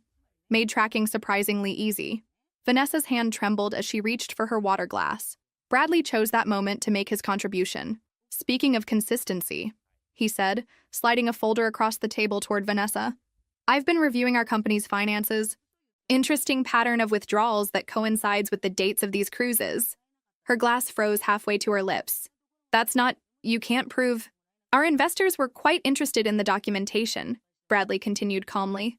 I had a fascinating call with them yesterday. This was the moment I had prepared for. Watching the dawn of understanding that we weren't just angry spouses lashing out. We had been methodical, patient. We had receipts, literally and figuratively. What do you want? My husband finally asked, his voice barely audible above the dining room's ambient noise. I leaned forward, maintaining eye contact. For tonight? Just dinner? Pleasant conversation? Maybe you could tell Bradley about your conference schedule for the next few months? I'm sure he'd be interested to know which business trips are actually romantic getaways. They sat frozen, trapped by their own web of lies, as the waiter arrived with champagne. I raised my glass. To truth. It always surfaces eventually. During dinner, we maintained cordial conversation, periodically dropping details that confirmed how thoroughly we had investigated their affair. Each revelation fell like a precise incision, small cuts that accumulated into significant damage. By dessert, they both looked physically ill. When we finally stood to leave, I left a room keycard on the table. For your convenience, I explained. It's for the cabin adjacent to yours. We've been taking turns listening through the wall. The soundproofing is surprisingly poor. My husband's face contorted with the understanding that even their most intimate moments had been compromised. As Bradley and I walked away, he whispered, "That was masterful. But that's just the beginning, isn't it?" I nodded, feeling not joy, but cold satisfaction. Tomorrow we move to phase 2. Tonight was about showing them we know everything. Tomorrow is about showing them what that knowledge will cost them. Back in my cabin, I finally allowed myself a moment of genuine grief, not for my husband, but for the life I had believed in. 15 years lost, trust shattered, future plans evaporated. But in its place was something unexpected, a sense of my own power. I had been blindsided by betrayal, but I had responded not with helpless heartbreak, but with calculated action. I sent one final text to Bradley before sleep. "Thank you for today. Tomorrow we show no mercy." His response came immediately. "They created this situation. We're just ensuring they experience the consequences they deserve." I fell asleep to the sound of a muffled argument through the wall, a lullaby of justice beginning to unfold. The third day of the cruise dawned bright and clear. Perfect weather for what Bradley and I had planned. While my husband and Vanessa had spent the night arguing, we had been finalizing details with various crew members and other passengers we had recruited to our cause. Our first encounter was at breakfast. We saw them at a corner table, hunched over coffee, looking exhausted and tense. Instead of approaching, we sat prominently in the center of the dining room, laughing and chatting with a group of passengers we had befriended. Specifically, 2 couples who turned out to be from my husband's industry. "Rachel and Diana are from Westbrook Partners," I exclaimed as we passed their table later, gesturing to our new friends. "Apparently, they've been trying to reach your company about that merger proposal. What a coincidence finding them here." My husband's coffee cup clattered against its saucer. Westbrook Partners was indeed a major potential client his company had been courting for months. Now they were learning about his business conference while he sat next to his lover. "We're having drinks with them later," Bradley added cheerfully. "You should join us. I'm sure they'd love to hear about your professional commitments." They didn't respond, but the message was clear. Their private affair was becoming increasingly public, with imminent professional consequences. By noon, we had implemented the next phase. During their scheduled couples massage at the ship's spa, they arrived to discover their appointment had been accidentally changed to separate treatments in different rooms. Meanwhile, Bradley and I enjoyed their original time slot, having befriended the spa manager with a generous tip and a convincing story about anniversary celebrations. Small disruptions continued throughout the day. Their lunch reservation mysteriously canceled, their shore excursion overbooked, their special requests lost in the system. Nothing dramatic enough to blame on sabotage, just a steady stream of inconveniences that were undermining their romantic getaway. But the real turning point came that evening. The ship's program included a passenger talent show followed by a dance contest. Bradley and I had signed up, and we had also entered my husband and Vanessa's names without their knowledge. "Our next contestants," announced the cruise director to the packed lounge, "join us celebrating a special occasion. Let's welcome David and Vanessa." A spotlight swung to their table, where they sat frozen in horror as their names were called. The crowd applauded enthusiastically. "We've heard they're celebrating a special relationship anniversary," the director continued, reading from the card I had submitted. 18 months of relationship bliss. Although I'm also hearing congratulations are in order for Vanessa's engagement. Wait, that can't be right. Confused murmurs spread through the audience as my husband and Vanessa remained glued to their seats, mortification evident on their faces. "Maybe they're feeling shy," Bradley called out from our table. "Maybe they'd feel more comfortable if we showed everyone photos of their celebration first." Before they could react, the large screen behind the stage lit up with images, the security camera photos from their previous cruises interspersed with screenshots of text messages between them planning their rendezvous. I had carefully edited out anything explicitly incriminating, leaving enough context for the audience to piece together the situation. "That's not..." We didn't authorize, my husband stammered, finally finding his voice as he stood. Oh, one more special photo, I announced, nodding to the AV technician I had befriended. The screen changed to show Vanessa's engagement announcement post, complete with her radiant smile next to Bradley, a massive ring prominently displayed. The date stamp was unmistakable, 6 months into her affair with my husband. The room fell silent as understanding gripped the audience. Then came the whispers, the sideways glances, the judgment. They had avoided this by conducting their affair on anonymous cruises where no one knew them. I think that's our cue, Bradley said, standing and offering me his hand. We should show them how it's done. We took to the dance floor for the competition, performing a tango we had practiced during our planning week. Every dramatic turn and dip was executed with precision, our eyes meeting in a performance of connection that drew enthusiastic applause. When we finished, I saw my husband and Vanessa slip out of the lounge, heads down, unable to face the room full of strangers who now knew their secret. We followed at a distance, watching them argue in a secluded corner of the deck. Their body language told the story. Accusations, denials, recriminations. They're imploding, Bradley observed quietly. Good, I replied, feeling a satisfaction deeper than I'd expected. But we're not finished yet. That night, we implemented the final stage of our ship-based plan. While they were in damage control mode after the public humiliation, I arranged for the ship's photography team to deliver something special to their cabin, a commemorative album we had created using the ship's photo service. Inside were professional photos taken throughout the cruise, candid shots of their arguments, their tense body language, their obvious discomfort as Bradley and I appeared in frame after frame. The photographers had been generously compensated to capture these moments discreetly. The album's title, engraved in elegant script, When Truth Surfaced, A Journey of Discovery. We watched from the hallway as a steward delivered the package through the crack of their door. I glimpsed my husband's face when he opened it, the dawn of recognition, the descent into defeat. But the real culmination came the next morning, as the ship prepared to dock at our final port of call.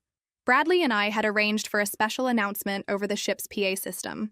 Attention passengers, David and Vanessa could please report to the purser's office regarding an urgent matter with their disembarkation documents.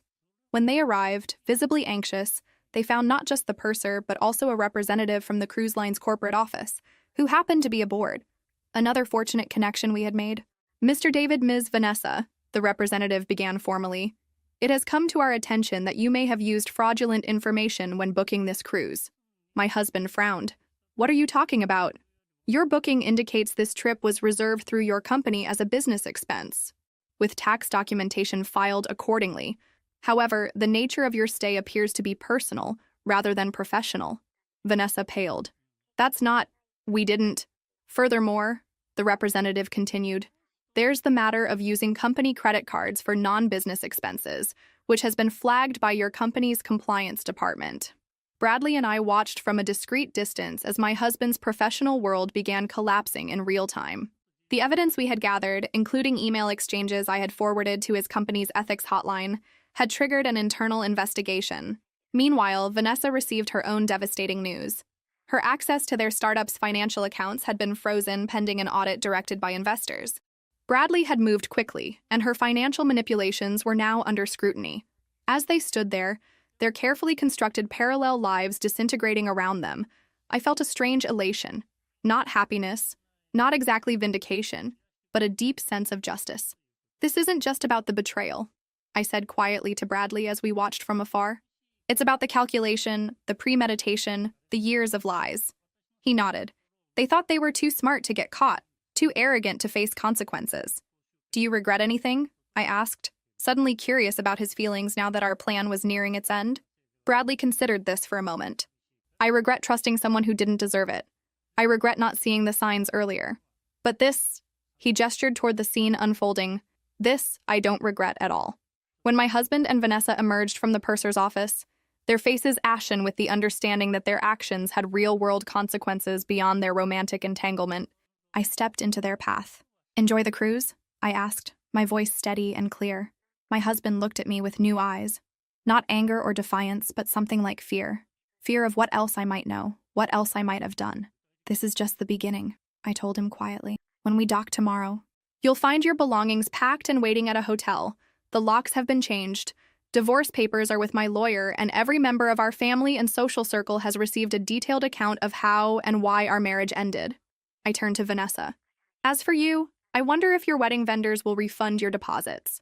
Bradley tells me he's been quite thorough in his communications with them. She flinched as if I had slapped her.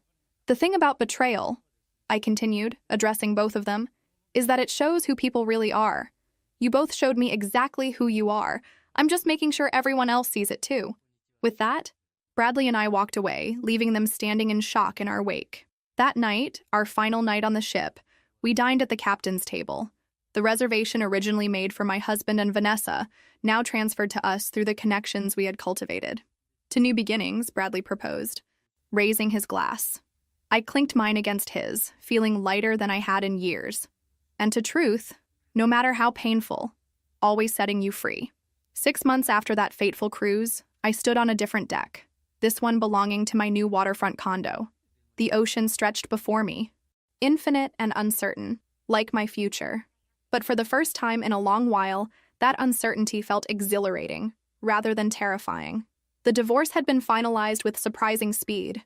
My husband, faced with the mountain of evidence I had gathered and the professional embarrassment already unfolding, hadn't contested any of my terms.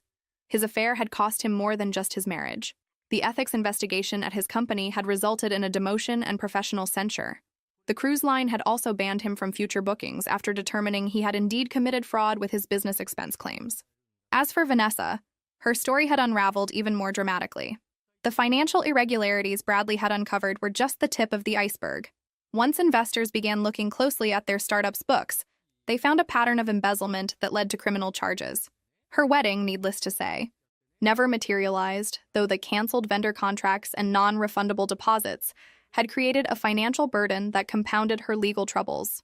I sipped my morning coffee, watching seagulls wheel against the clear blue sky. My phone chimed with a text from Bradley. Just landed. Still on for lunch? Our relationship had evolved in unexpected ways since the cruise. Not romantically. We were both too scarred for that leap, but into something equally valuable. A genuine friendship forged in the crucible of shared betrayal and recovery. We had stayed in contact through the aftermath, supporting each other through divorce proceedings, legal complications, and the emotional turbulence of rebuilding our lives.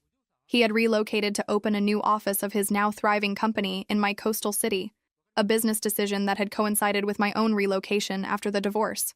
"See you at the Pier restaurant at 1, I texted back as I prepared for our lunch. I reflected on how differently things had turned out from what either of us had expected when we boarded that cruise 6 months earlier, consumed with anger and betrayal. Neither of us had imagined emerging stronger, or finding a genuine connection with each other. The Pier restaurant was busy when I arrived, but Bradley had secured our usual table on the patio. He stood when he saw me, his smile genuine. "The Tokyo deal closed," he announced as I sat down. "The investors are thrilled. Congratulations." I raised my water glass in a mock toast. Not bad for someone whose fiancé tried to sink his company. He laughed, a sound that had become more frequent as the months passed. "Speaking of sinking, did you hear anything about our favorite couple?" I shook my head. "Not directly, but Caroline mentioned seeing David at a conference last month. Apparently he's lost weight and looks haunted." Caroline, my former neighbor, had stayed firmly in my corner during the divorce. "Vanessa's plea agreement was finalized," Bradley replied. "Probation, restitution, and community service. Her parents had to mortgage their house for her legal fees. We exchanged these updates not with malice, but with the detached interest of people who had moved beyond the need for revenge. Satisfaction had faded into something more valuable: indifference. Our meal arrived and conversation shifted to our current lives. My new consulting business, his expansion plans, the charity gala we would both attend next weekend. "I've been meaning to ask," Bradley said as we finished dessert. "That cruise line sent me a promotional email yesterday. Caribbean itinerary, special offer for holiday travel." I raised an eyebrow. "Planning another revenge cruise so soon?" "Actually," he said, his expression turning serious, "I was thinking about reclaiming the experience. A trip with no agenda or manipulation, just enjoyment." "Sounds good," I replied, surprised by his suggestion. "Would you consider coming? As friends?" he added quickly. "I think we both deserve to experience a cruise that isn't organized around someone else's betrayal." I considered his offer, this unexpected invitation to revisit the scene of our strange alliance. 6 months ago, I would have recoiled at the idea. Now I found myself nodding. I'd like that, I said simply. As we walked along the waterfront after lunch, I realized something profound had shifted. The cruise that was meant to expose betrayal had inadvertently revealed something entirely different: my own resilience. I had survived not just my husband's infidelity, but the collapse of a future I had believed in completely. You know what? I said as we paused to watch sailboats in the harbor. Sometimes I almost want to thank them. Bradley looked surprised.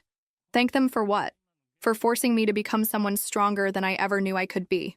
For inadvertently introducing me to a true friend. I gestured between us.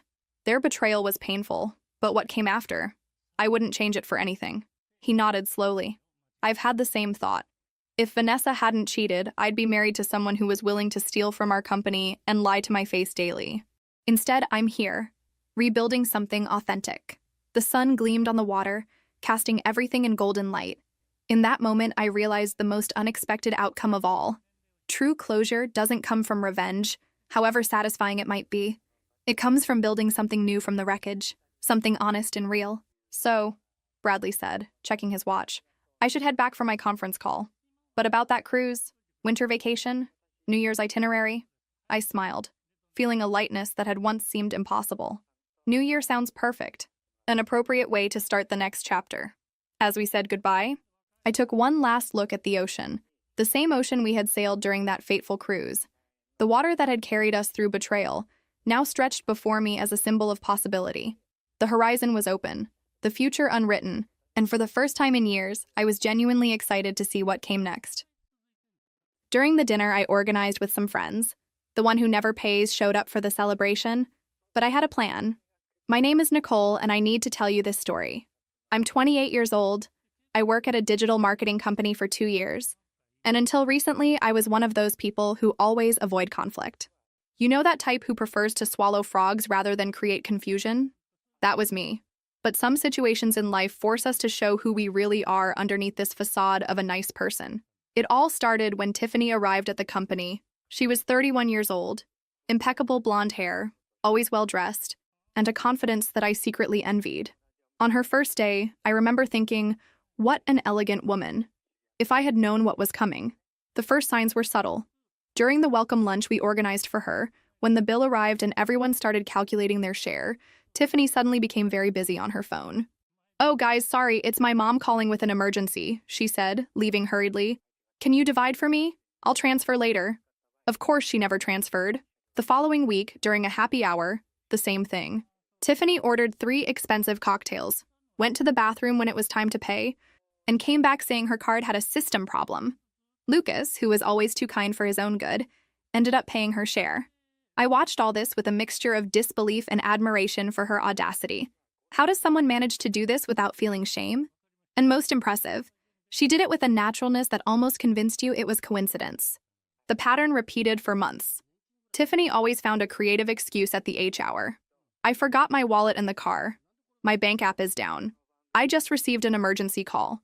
And always with that sincere expression, as if it really was her bad luck.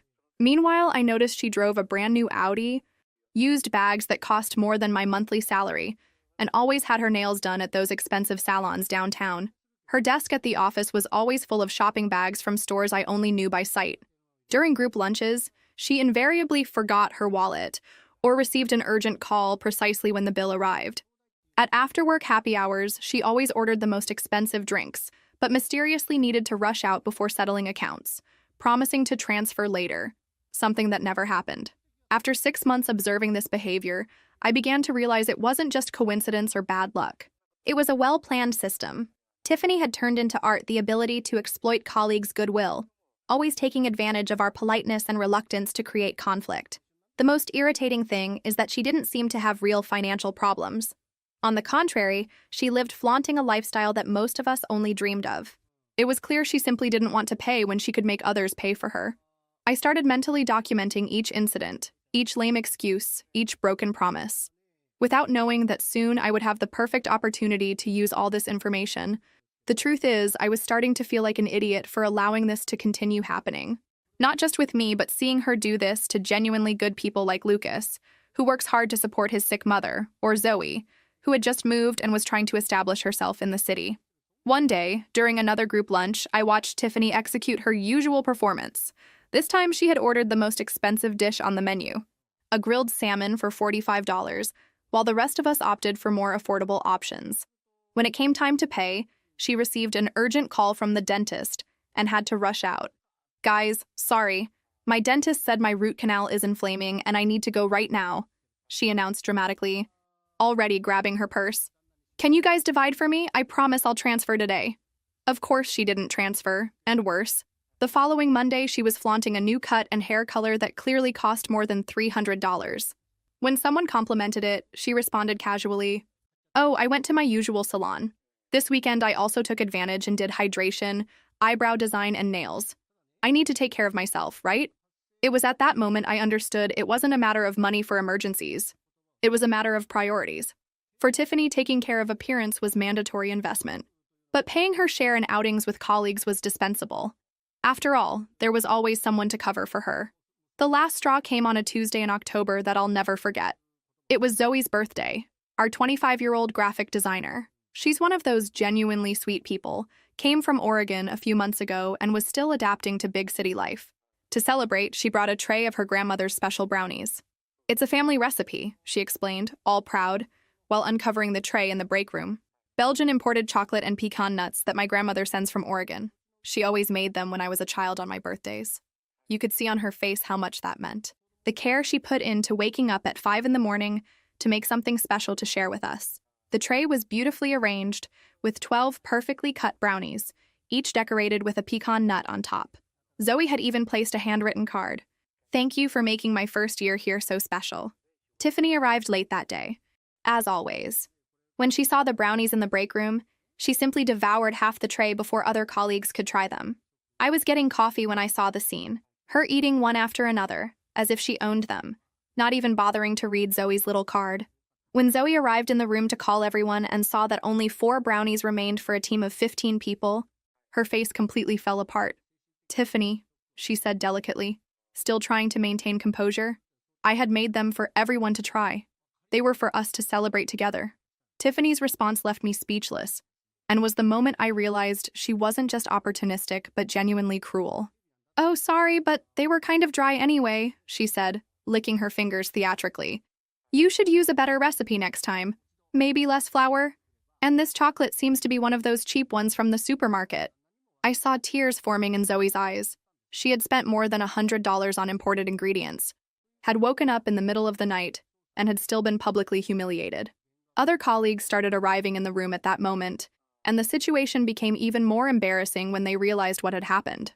"Wow, Zoe, what delicious brownies," said Marcus, trying to grab one of the few that remained. "Did you make these?"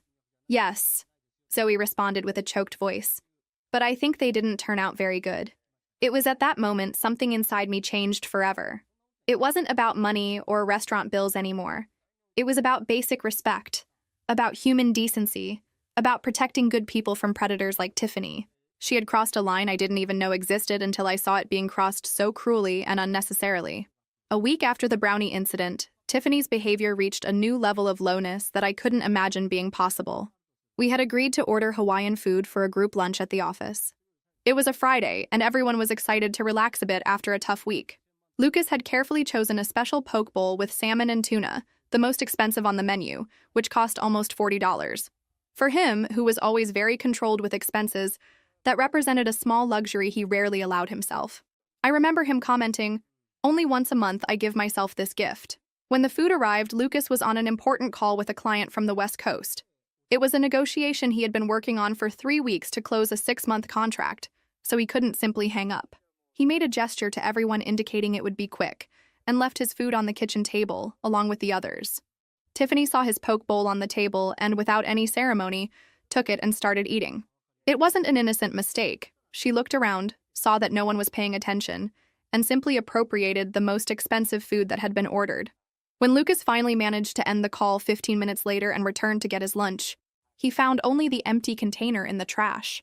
"Tiffany, that was my poke bowl," he said, still trying to process what had happened, pointing to the container she had thrown away. "Oh, I thought it was mine," she responded, without stopping chewing, as if it were the most natural thing in the world. "It was just a misunderstanding." But you didn't even order a poke bowl, Lucas insisted, visibly trying to stay calm. You ordered quinoa salad. It's there on the table with your name on the container. Tiffany shrugged with an indifference that was almost impressive. Well, I already ate it now. There's no way to undo it. Besides, that salmon was kind of tasteless. You should complain to the restaurant. Lucas, who is normally the most patient person in the world, completely lost his patience. His voice rose several tones. You can't just take other people's food. This is unbelievable. I was looking forward to this food all week. Wow. How rude, Tiffany responded, acting shocked and putting her hand on her chest in a theatrical gesture. You don't need to yell at me over a misunderstanding. What aggressiveness is this? Honestly, Lucas, I thought you were more mature. She left the office all indignant, leaving Lucas without lunch, without money to order another, because he had spent everything on the poke bowl she devoured. And on top of that, being treated as if he were the villain of the story. It was the most impressive performance of manipulation I had ever witnessed.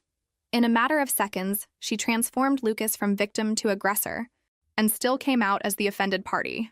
That night, while driving home, I couldn't stop thinking about everything that had happened. Zoe humiliated. Lucas exploited and still made the villain. And me, always watching silently, always avoiding confrontation, always being the polite person who doesn't want to cause problems. But mainly, I couldn't forget Lucas's expression when he realized he wouldn't have lunch. He had worked all morning without eating anything, waiting for that poke bowl. And the way Tiffany managed to make him feel guilty for being upset about his own loss was diabolical. I arrived home decided. My boyfriend David works as a chef at an Asian fusion restaurant downtown, and I knew exactly how to use this connection to my advantage. It was time for Tiffany to meet a version of Nicole that she hadn't seen yet. The version that doesn't accept being passed over or seeing good people being exploited. I called David that same night.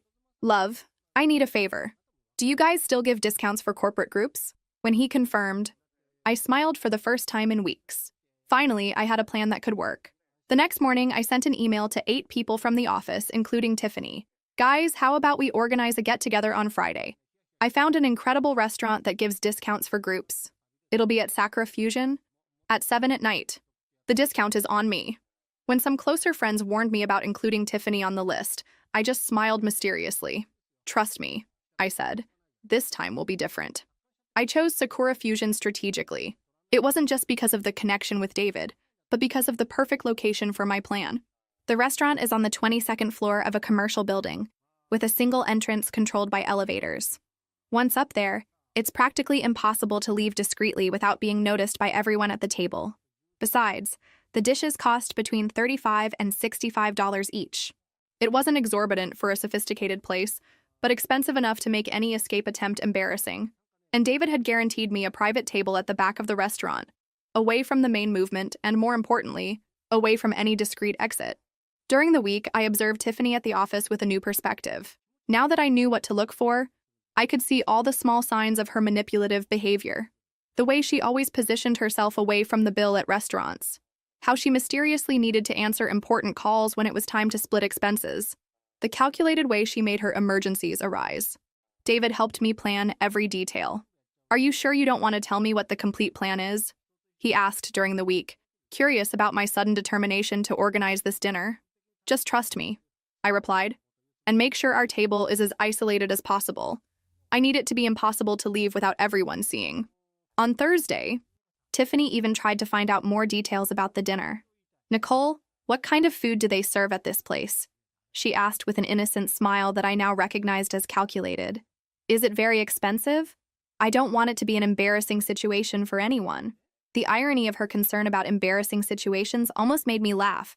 It's Asian fusion, I replied casually. The prices are reasonable for the quality. David got a good discount for corporate groups. You'll love it. Friday finally arrived. I spent the whole day with butterflies in my stomach, but determined. I arrived at the restaurant 15 minutes before the scheduled time to confirm all the details with David. He had reserved the exact table I asked for, in the most remote corner, with a view of the city, but strategically positioned so that anyone leaving would have to pass through the entire restaurant area. The bill will be presented as you asked, David assured me, and our staff is instructed about the situation. No one will accept excuses about cards with problems or apps being down. The group started arriving at 7 sharp. First came Lucas and Zoe, still a bit wary about Tiffany's presence at the dinner. "Are you sure it's a good idea?" Lucas whispered when he arrived. "Just watch," I replied. "This time will be different." Then came Sarah, our account manager, accompanied by Miguel and Amanda from the finance department. Last came James and his boyfriend Kevin, who also works with us in the IT department. Tiffany was the last to show up, obviously. She entered the restaurant as if she owned the place, wearing a black dress that clearly cost more than my monthly rent and shoes I was sure I had seen in the Louboutin window for more than $1,000. "What a beautiful place, Nicole," she exclaimed, looking around with genuine approval. "You really have good taste. And what an incredible view. It must have cost a fortune to get this reservation." In the first 30 minutes, everything went normally. We talked about work, about weekend plans, about the new Korean series everyone was watching. Tiffany was in her element, telling stories about her latest shopping trips and a trip to Napa Valley she had taken the previous month. "I spent a fortune on wines," she laughed, as if spending fortunes were the most natural thing in the world. "But when you find a 1998 Cabernet Sauvignon, you can't let it pass, right?" Then came time to order food. I watched fascinated while everyone carefully studied the menu, clearly worried about prices. Lucas opted for a teriyaki chicken dish for $38. Zoe chose a salmon salad for $32. Sarah and the others made similar choices, all budget-conscious. Tiffany, on the other hand, seemed to be shopping at a free buffet. "I want the premium sashimi combo," she announced without hesitation, pointing to the most expensive item in the raw fish section, and also the special tempura shrimp as an appetizer. I discreetly consulted the menu. The sashimi cost $58. The shrimp, $42. "And how about we order sake for the table?" she continued, already calling the waiter without consulting anyone. "The premium one? Do you have Junmai Daiginjo?" Before anyone could politely protest, she had ordered a bottle of sake that cost $85. "It's on the house, guys, to celebrate our friendship and this wonderful place Nicole found." Of course, on the house meant it would be divided among all of us, raising each person's individual bill by another $10. During dinner, I watched fascinated while Tiffany executed her usual performance. But this time, I was prepared. She completely dominated the conversation, talking nonstop about herself, her apartment redecorating plans, her ideas for the next Caribbean vacation. "I'm thinking about Turks and Caicos," she was saying, gesturing with chopsticks full of $58 sashimi. "Or maybe the Bahamas. Those all-inclusive resorts are divine, right? Of course they cost $3,000 per week, but you can't put a price on relaxation." She also monopolized the shared dishes I had suggested for the group. We had ordered edamame, gyoza, and a tataki appetizer to share. Tiffany consumed at least half of everything, as if it were her personal meal. "Wow, what wonderful gyoza!" she exclaimed, taking the fourth in a row. "You guys have to try them." "Oh, wait, are they finished?" What a shame. Her veracity was impressive. She ate as if she hadn't seen food in days, which was ironic considering she frequented expensive restaurants regularly. The difference is that this time she was really paying for everything she consumed. When desserts were served and the atmosphere was more relaxed, I discreetly signaled to the waiter. It was time for the most important part of my plan. David had instructed the staff on how to proceed, and everything was working perfectly. The waiter approached and announced, "Excuse me, everyone. The bill came to $580 for 8 people. That's $72.50 per person. Do you prefer to split on card or each pay individually?" It was then that Tiffany immediately stood up, like a conditioned reflex. "Oh, guys, I'm feeling sick," she announced dramatically, bringing her hand to her forehead in a gesture she had used dozens of times before. "I think it was something I ate. Must have been that salmon. Sometimes raw fish doesn't agree with me. I'll just go to the bathroom to freshen up a bit." She left hurriedly, leaving only her Prada bag on the chair, a move also calculated to show she would obviously return soon. I waited exactly 5 minutes, timing it on my phone before acting. "Guys, she must be really feeling sick," I said, feigning concern. "I'll see if she's okay." Carefully, I opened her bag in front of everyone. It wasn't invasion of privacy when done publicly and with plausible justification. I found only basic items: expensive makeup, imported gum, brand perfume, and the Audi keys. No wallet in sight. "How strange," I commented loud enough for everyone to hear. "There's no wallet here. Maybe she left it in the car?" I took the keys discreetly. "I'll see if it's in her car. Maybe she forgot it." Actually, I had a very different plan for those keys. That night, while driving home after the most revealing dinner of my life, I couldn't stop thinking about how everything had unfolded exactly as I expected. Tiffany had shown her true colors once again, but this time I was prepared. My boyfriend David had asked me during the week if I was sure about the plan, and now I knew the answer was definitely yes. It was time for Tiffany to learn that some people don't accept being exploited indefinitely. What she didn't know is that I had documented everything, not just her behavior that night, but months of manipulation patterns. And now I had concrete evidence of the luxurious lifestyle she maintained at the expense of others. The game had changed, and for the first time in a long time, I was in control of the situation. I left the restaurant and headed to the parking lot with Tiffany's keys in hand. My heart was racing, but I felt more determined than ever. I wasn't doing anything illegal, just checking if her wallet was in the car, like any good colleague would do. Tiffany's silver Audi was parked very close to the entrance, as always. She had the habit of arriving early to places just to get the best spots. I used the keys to open the trunk, and what I found exceeded all my expectations. There were at least 6 shopping bags from expensive stores scattered inside: Nordstrom, Saks Fifth Avenue, Coach, and even a small bag from Tiffany & Co. Clothes with tags still attached, brand shoes in untouched boxes, and even some jewelry packaged as gifts. Quickly, I started photographing everything with my phone, documenting each expensive item Tiffany had bought recently. A $400 Theory dress, $600 Jimmy Choo shoes, a new $800 Coach bag. The amount of luxury in there was obscene. But what really shocked me were the receipts that were in the bags. I took some and photographed them too. The purchases had been made that same week, spread between Monday and Thursday. The total I managed to document exceeded $2,000 in just 4 days. One receipt in particular caught my attention: $300 spent at a spa the previous Tuesday, exactly the day she had forgotten her wallet at lunch with the team. Another receipt showed a $500 purchase at Sephora on Thursday, the same day she asked Lucas to pay for her drinks because her app was down. I returned to the restaurant with enough evidence to confront Tiffany, but she still hadn't returned from the bathroom. Another 10 minutes passed before she appeared, with a sickly expression that was pure theatrical performance. "Sorry guys, I'm really feeling sick," she began her usual act, one hand on her stomach and another on her forehead. "I think it was food poisoning. That salmon must have been spoiled. I'll have to go home immediately." She made a dramatic pause, looking around the table with an expression of someone fighting nausea. "Can I transfer my share tomorrow, or at the beginning of the week? I promise I won't forget."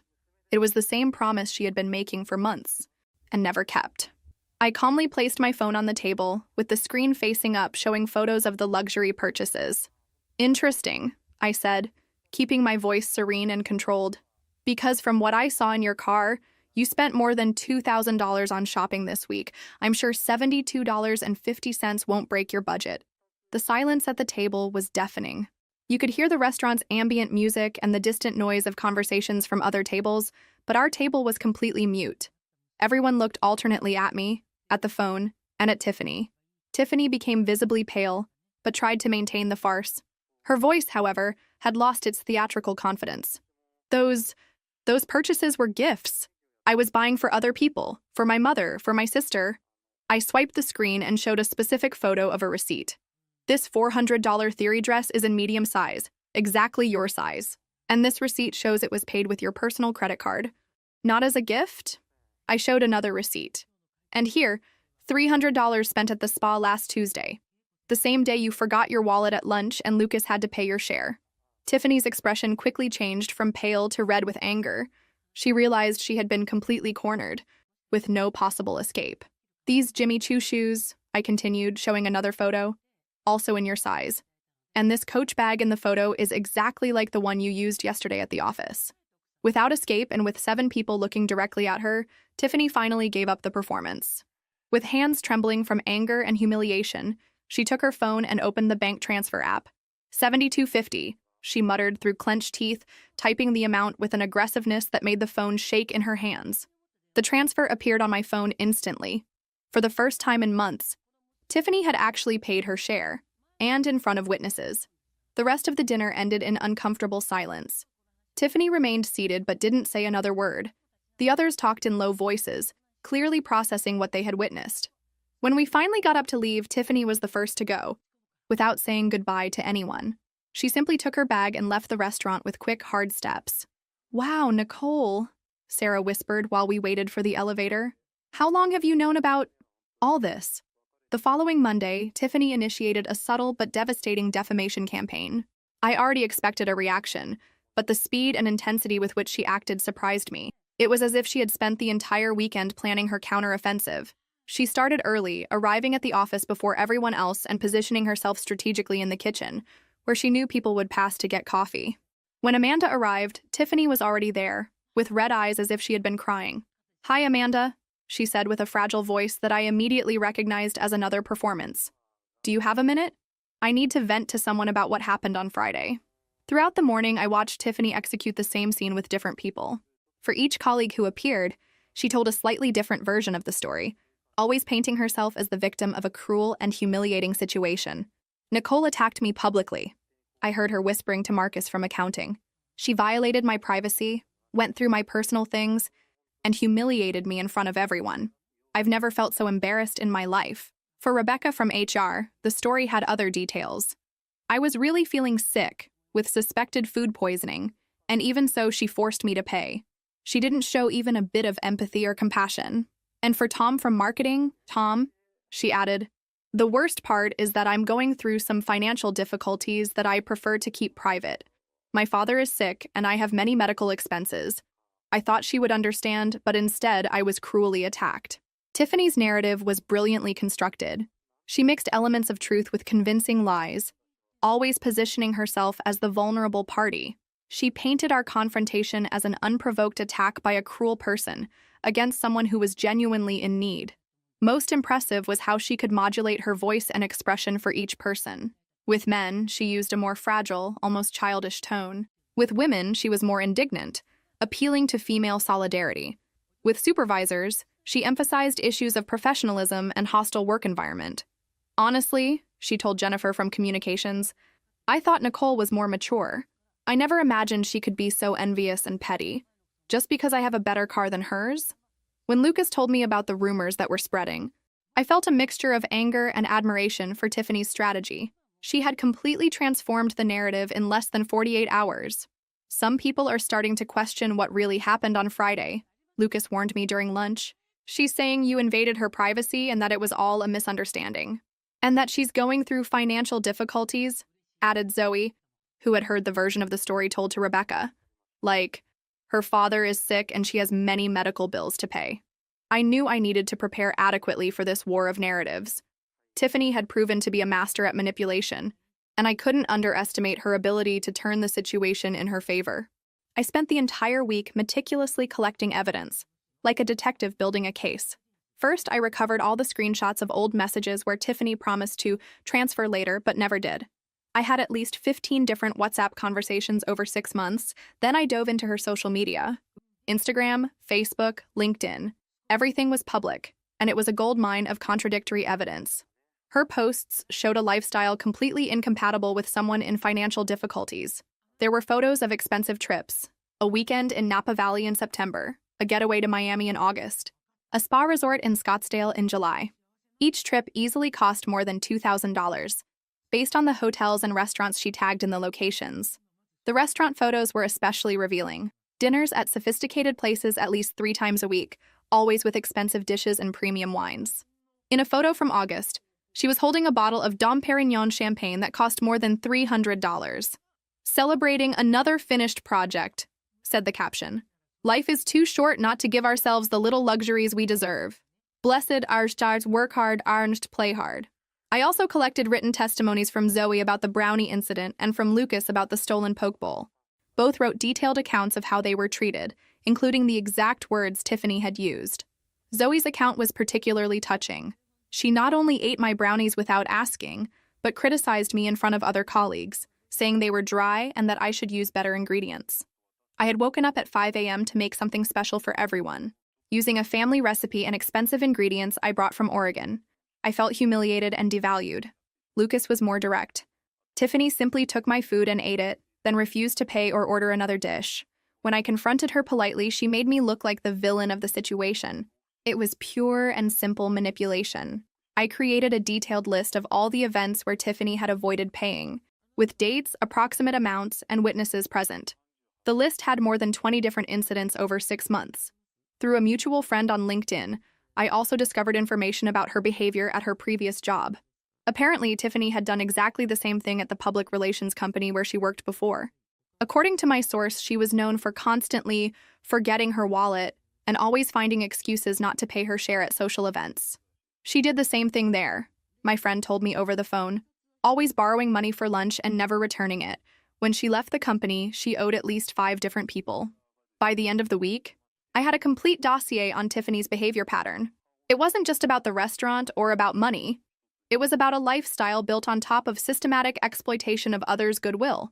During the happy hour the following Friday, Tiffany decided to execute her final revenge plan. She had chosen the perfect moment. End of the week, relaxed environment, and 15 colleagues present, including some people who weren't at the dinner and had only heard her version of the facts. She waited until everyone had at least one drink and the atmosphere was lively. Then, as if it were a sudden impulse, she asked for everyone's attention. "Guys," she said, lightly tapping the table to get attention, "I know it's not appropriate to talk about this here, but I need to clarify some things about what happened last week." The bar became quieter, with everyone turning to her. It was exactly the type of audience she wanted, a group large enough for maximum impact. "I was attacked and publicly humiliated by Nicole," she began, her voice trembling with apparently genuine emotion. "In front of you, my friends and work colleagues, and this over a misunderstanding about a restaurant bill." She paused for dramatic effect, looking around to capture everyone's attention. "I was really sick that night," she continued, feeling bad with what was clearly food poisoning. "And even so, instead of receiving support and understanding, I was embarrassed and attacked." Her tears seemed genuine as she spoke. "What hurts me most is that I'm going through a difficult time financially. My father has health problems and I have many medical expenses. I thought I could count on my colleagues' understanding, but instead..." She didn't finish the sentence, letting the silence carry the implication that she had been treated cruelly and insensitively. It was a masterful performance. She had transformed a confrontation about manipulative behavior into a story of bullying against a vulnerable person. Several people at the table seemed genuinely moved, especially those who didn't know the full context. I let her finish completely before standing up calmly. My heart was racing, but my voice came out firm and controlled. "Since we're talking publicly about this," I said, connecting my phone to the bar's projector that I had borrowed earlier, "I think everyone deserves to see the complete picture." What happened next was one of the most intense experiences of my life. I had prepared a presentation that I mentally called Tiffany's Behavior Timeline, and I was about to show 6 months of evidence to 15 work colleagues. The first screen showed photos of the luxury purchases I had taken in the restaurant parking lot. "These photos were taken in Tiffany's car last Friday," I began, keeping my voice calm and factual. "More than $2,000 in purchases made in the same week she claimed to be going through financial difficulties." I showed each individual receipt, highlighting dates and amounts. Tuesday, $300 at the spa. Wednesday, $800 on a Coach bag. Thursday, $500 at Sephora. The second part was screenshots of WhatsApp conversations. Here we have 15 different conversations over 6 months where Tiffany promised to transfer later and never did. I read some of the most revealing messages. "Oh guys, my bank app is bugged. I'll transfer tomorrow for sure." Or, "I forgot my wallet in the car, but I promise I'll transfer on Monday." All these promises were never kept, I continued. And meanwhile, the third section was devastating. Screenshots from Tiffany's social media showing her luxurious lifestyle. Photos at expensive restaurants, trips to resorts, purchases at designer stores. Each image was dated and accompanied by the approximate value based on the locations and items shown. "This dinner at the French restaurant cost at least $200 per person," I explained, showing a photo where she was holding a wine bottle I had researched afterward. "It cost $150. This trip to Napa Valley in September, based on the hotel she tagged in the location, cost at least $1,500. The fourth part was testimonies from Zoe and Lucas. I read the complete account of the brownie incident and the stolen poke bowl, allowing everyone to hear exactly how Tiffany had treated our colleagues. After eating half of the brownies that Zoe had made especially for her birthday, I read, Tiffany said, and I quote, "They were kind of dry anyway. You should use a better recipe." You could hear some people whispering, "Wow," and "How cruel," while I read. The fifth section was about the behavior pattern at her previous job. Through a reliable source, I discovered that Tiffany did exactly the same thing at the company where she worked before. Multiple people reported borrowed money for lunch that was never returned and a consistent pattern of avoiding paying her share at social events. Finally, I showed the complete chronological list. 23 documented incidents in 6 months, with dates, approximate amounts, and witnesses present. The presentation lasted 10 minutes and the silence in the bar was total. All allegations of financial difficulties were contradicted by visual evidence of extravagant spending. Each story of misunderstandings was contextualized within a clear and systematic pattern. When I finished, I looked directly at Tiffany. She was pale as a ghost, without words to refute such concrete and comprehensive evidence. "This is the information I have," I concluded. "Each person can draw their own conclusions." Confronted with irrefutable evidence and the presence of 15 witnesses, Tiffany had no way to maintain her victim narrative. There was no possible excuse to explain how someone in financial difficulties could spend thousands of dollars on luxuries while systematically exploiting work colleagues. The group's reaction was immediate and unanimous. There was no discussion or debate. The evidence spoke for itself. Sarah, our manager, was the first to speak. "Tiffany," she said in a tone I had never heard her use, "this is absolutely unacceptable. This behavior stops here, now." Marcus, who had been one of the most sympathetic to Tiffany's victim version, shook his head in disbelief. "I can't believe you manipulated us this way." Tiffany tried one last desperate defense. "You guys don't understand," she began, but her voice had lost all theatrical conviction. "Things aren't as simple as that." "What's not simple?" interrupted Jennifer. "Spending $800 on a bag and then saying you can't pay $70 for dinner?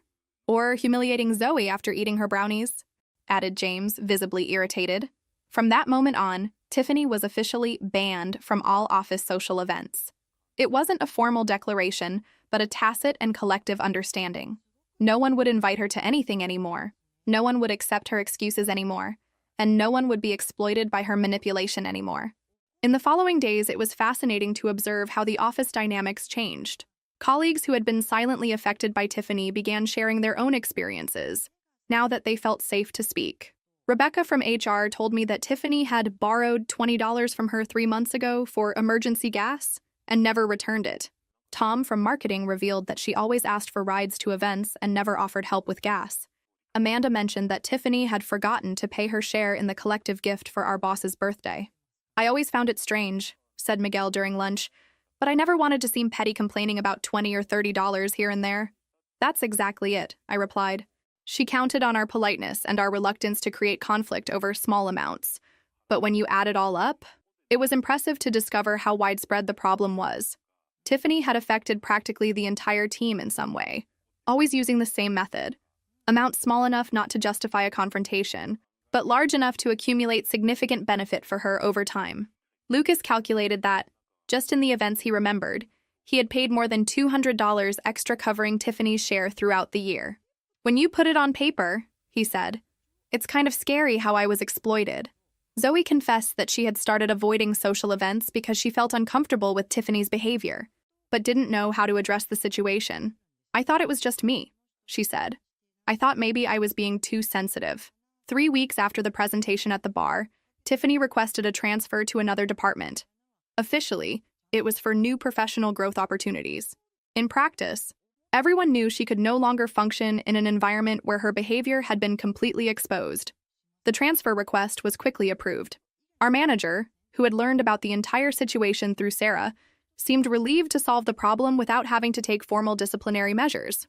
On Tiffany's last day in our department, she cleaned her desk in silence. There was no farewell party, no collective gifts, no speeches about, "We'll miss you." She simply took her things and left. Some people felt uncomfortable with how definitive the ostracism was, but most agreed that the consequences were appropriate for the behavior. As Sarah put it, actions have consequences. She created this situation with her own choices. The office environment improved dramatically after Tiffany's departure. People returned to organizing social events without fear of being exploited. Friday happy hour became fun again instead of stressful. Group lunches flowed naturally without drama when it came time to split the bill. More importantly, we inadvertently created a healthy precedent. Everyone now felt authorized to confront exploitative behaviors before they became bigger problems. The group had learned that good manners didn't mean accepting being exploited indefinitely. I became a kind of silent heroine of the group, the person who finally had the courage to face behavior that everyone knew was wrong, but no one had effectively confronted. But what made me most proud was having protected genuinely good people like Zoe and Lucas from continuing to be exploited. The most important lesson we all learned was that sometimes The only way to deal with people who systematically exploit others' goodwill is to confront them with concrete evidence and real consequences. Politeness and patience are virtues, but they shouldn't be weapons used against us. 6 months after this entire situation, I can say that my life changed in ways I never expected. Not just because I managed to get rid of Tiffany, but because I discovered a version of myself that I didn't know existed. For years, I was that person who avoided conflicts at any cost. I preferred to be exploited rather than create uncomfortable situations. I thought being polite meant accepting anything others did, even when it was clearly wrong. The Tiffany case taught me that there's a huge difference between being kind and being a doormat. Genuine kindness comes from a place of strength and choice, not fear of confrontation. When we allow people to exploit us because of our politeness, we're not being noble. We're being complicit with destructive behavior. Most importantly, I learned that when we don't confront toxic people, we're not just allowing them to hurt us. We're allowing them to hurt other people too. Zoe didn't deserve to be humiliated. Lucas didn't deserve to be exploited. And how many other people had Tiffany affected in previous jobs because no one ever confronted her adequately? In the following months, I continued organizing dinners with the group, but now with a completely different dynamic. People felt free to be genuine, without fear of being exploited.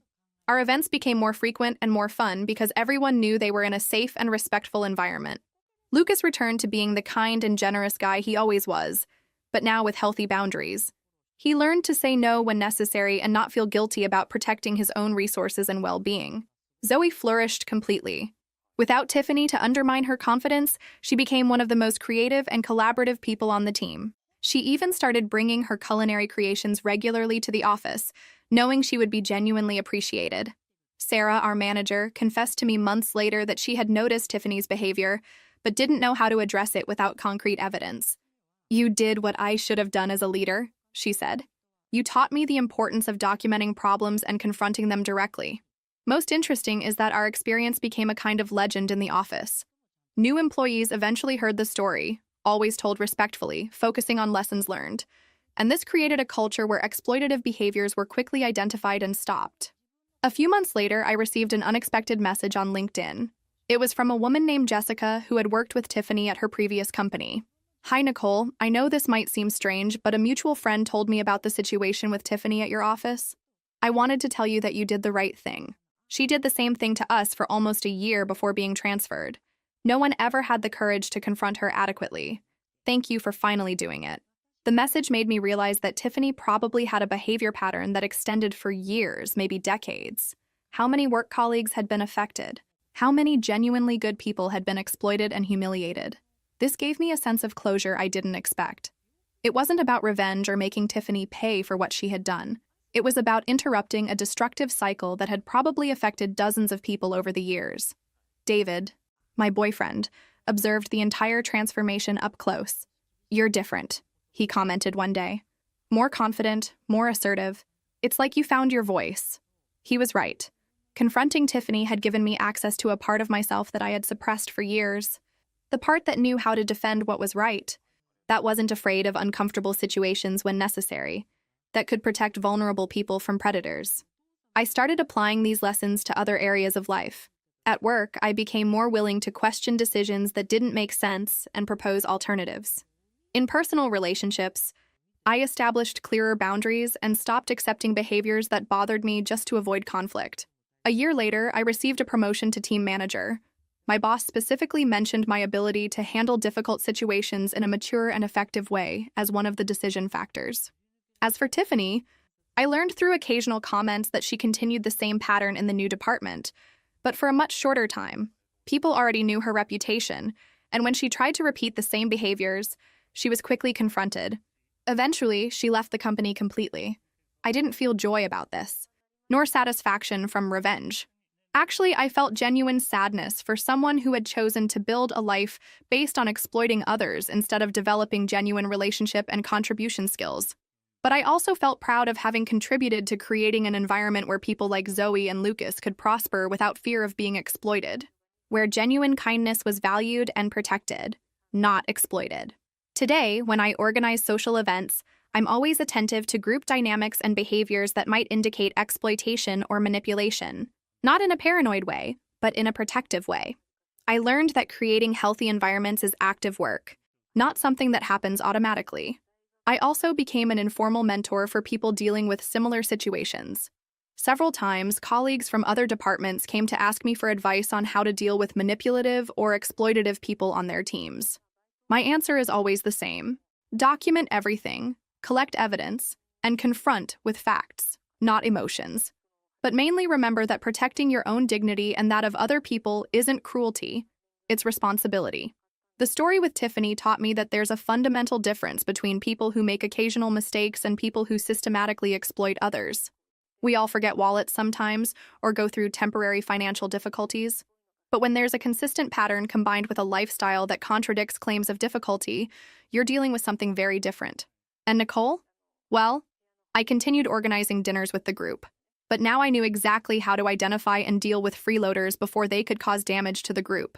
More importantly, I learned that sometimes the kindest thing you can do is protect good people from people who want to hurt them. The most valuable lesson from all this was discovering that you can be a fundamentally good and kind person without being a doormat, that establishing healthy boundaries doesn't make you cruel or petty, it makes you responsible, and that protecting your own dignity and that of other people isn't optional when you truly care about creating a better world. Today, when I see similar situations happening around me, I don't hesitate to act, not aggressively or vindictively, but firmly and based on facts. Because I learned that silence in the face of exploitation isn't virtue, it's complicity. And that's my story about how an apparently ordinary person discovered they had enough strength to face an experienced manipulator and protect an entire group of genuinely good people. It wasn't about revenge or humiliation. It was about dignity, mutual respect, and the courage to do the right thing even when it's uncomfortable. And that was the story of how Nicole discovered that being kind doesn't mean being a doormat, and that sometimes protecting good people requires courage to confront toxic behaviors. What did you think of Nicole's attitude? Did she go too far or do exactly what needed to be done? Leave your opinion in the comments. And tell me, have you ever been through a similar situation? Have you ever had to deal with that person who always forgets their wallet when it's time to pay? How did you react? If you liked this story and want to see more content about toxic relationships, emotional manipulation, and how to establish healthy boundaries, leave a like and subscribe to the channel. Next week, we're going to talk about warning signs in friendships and how to identify people who only show up when they need something. Don't miss it. And remember, you deserve to be surrounded by people who respect and value you. Never accept less than that. Until next time, and thank you for watching.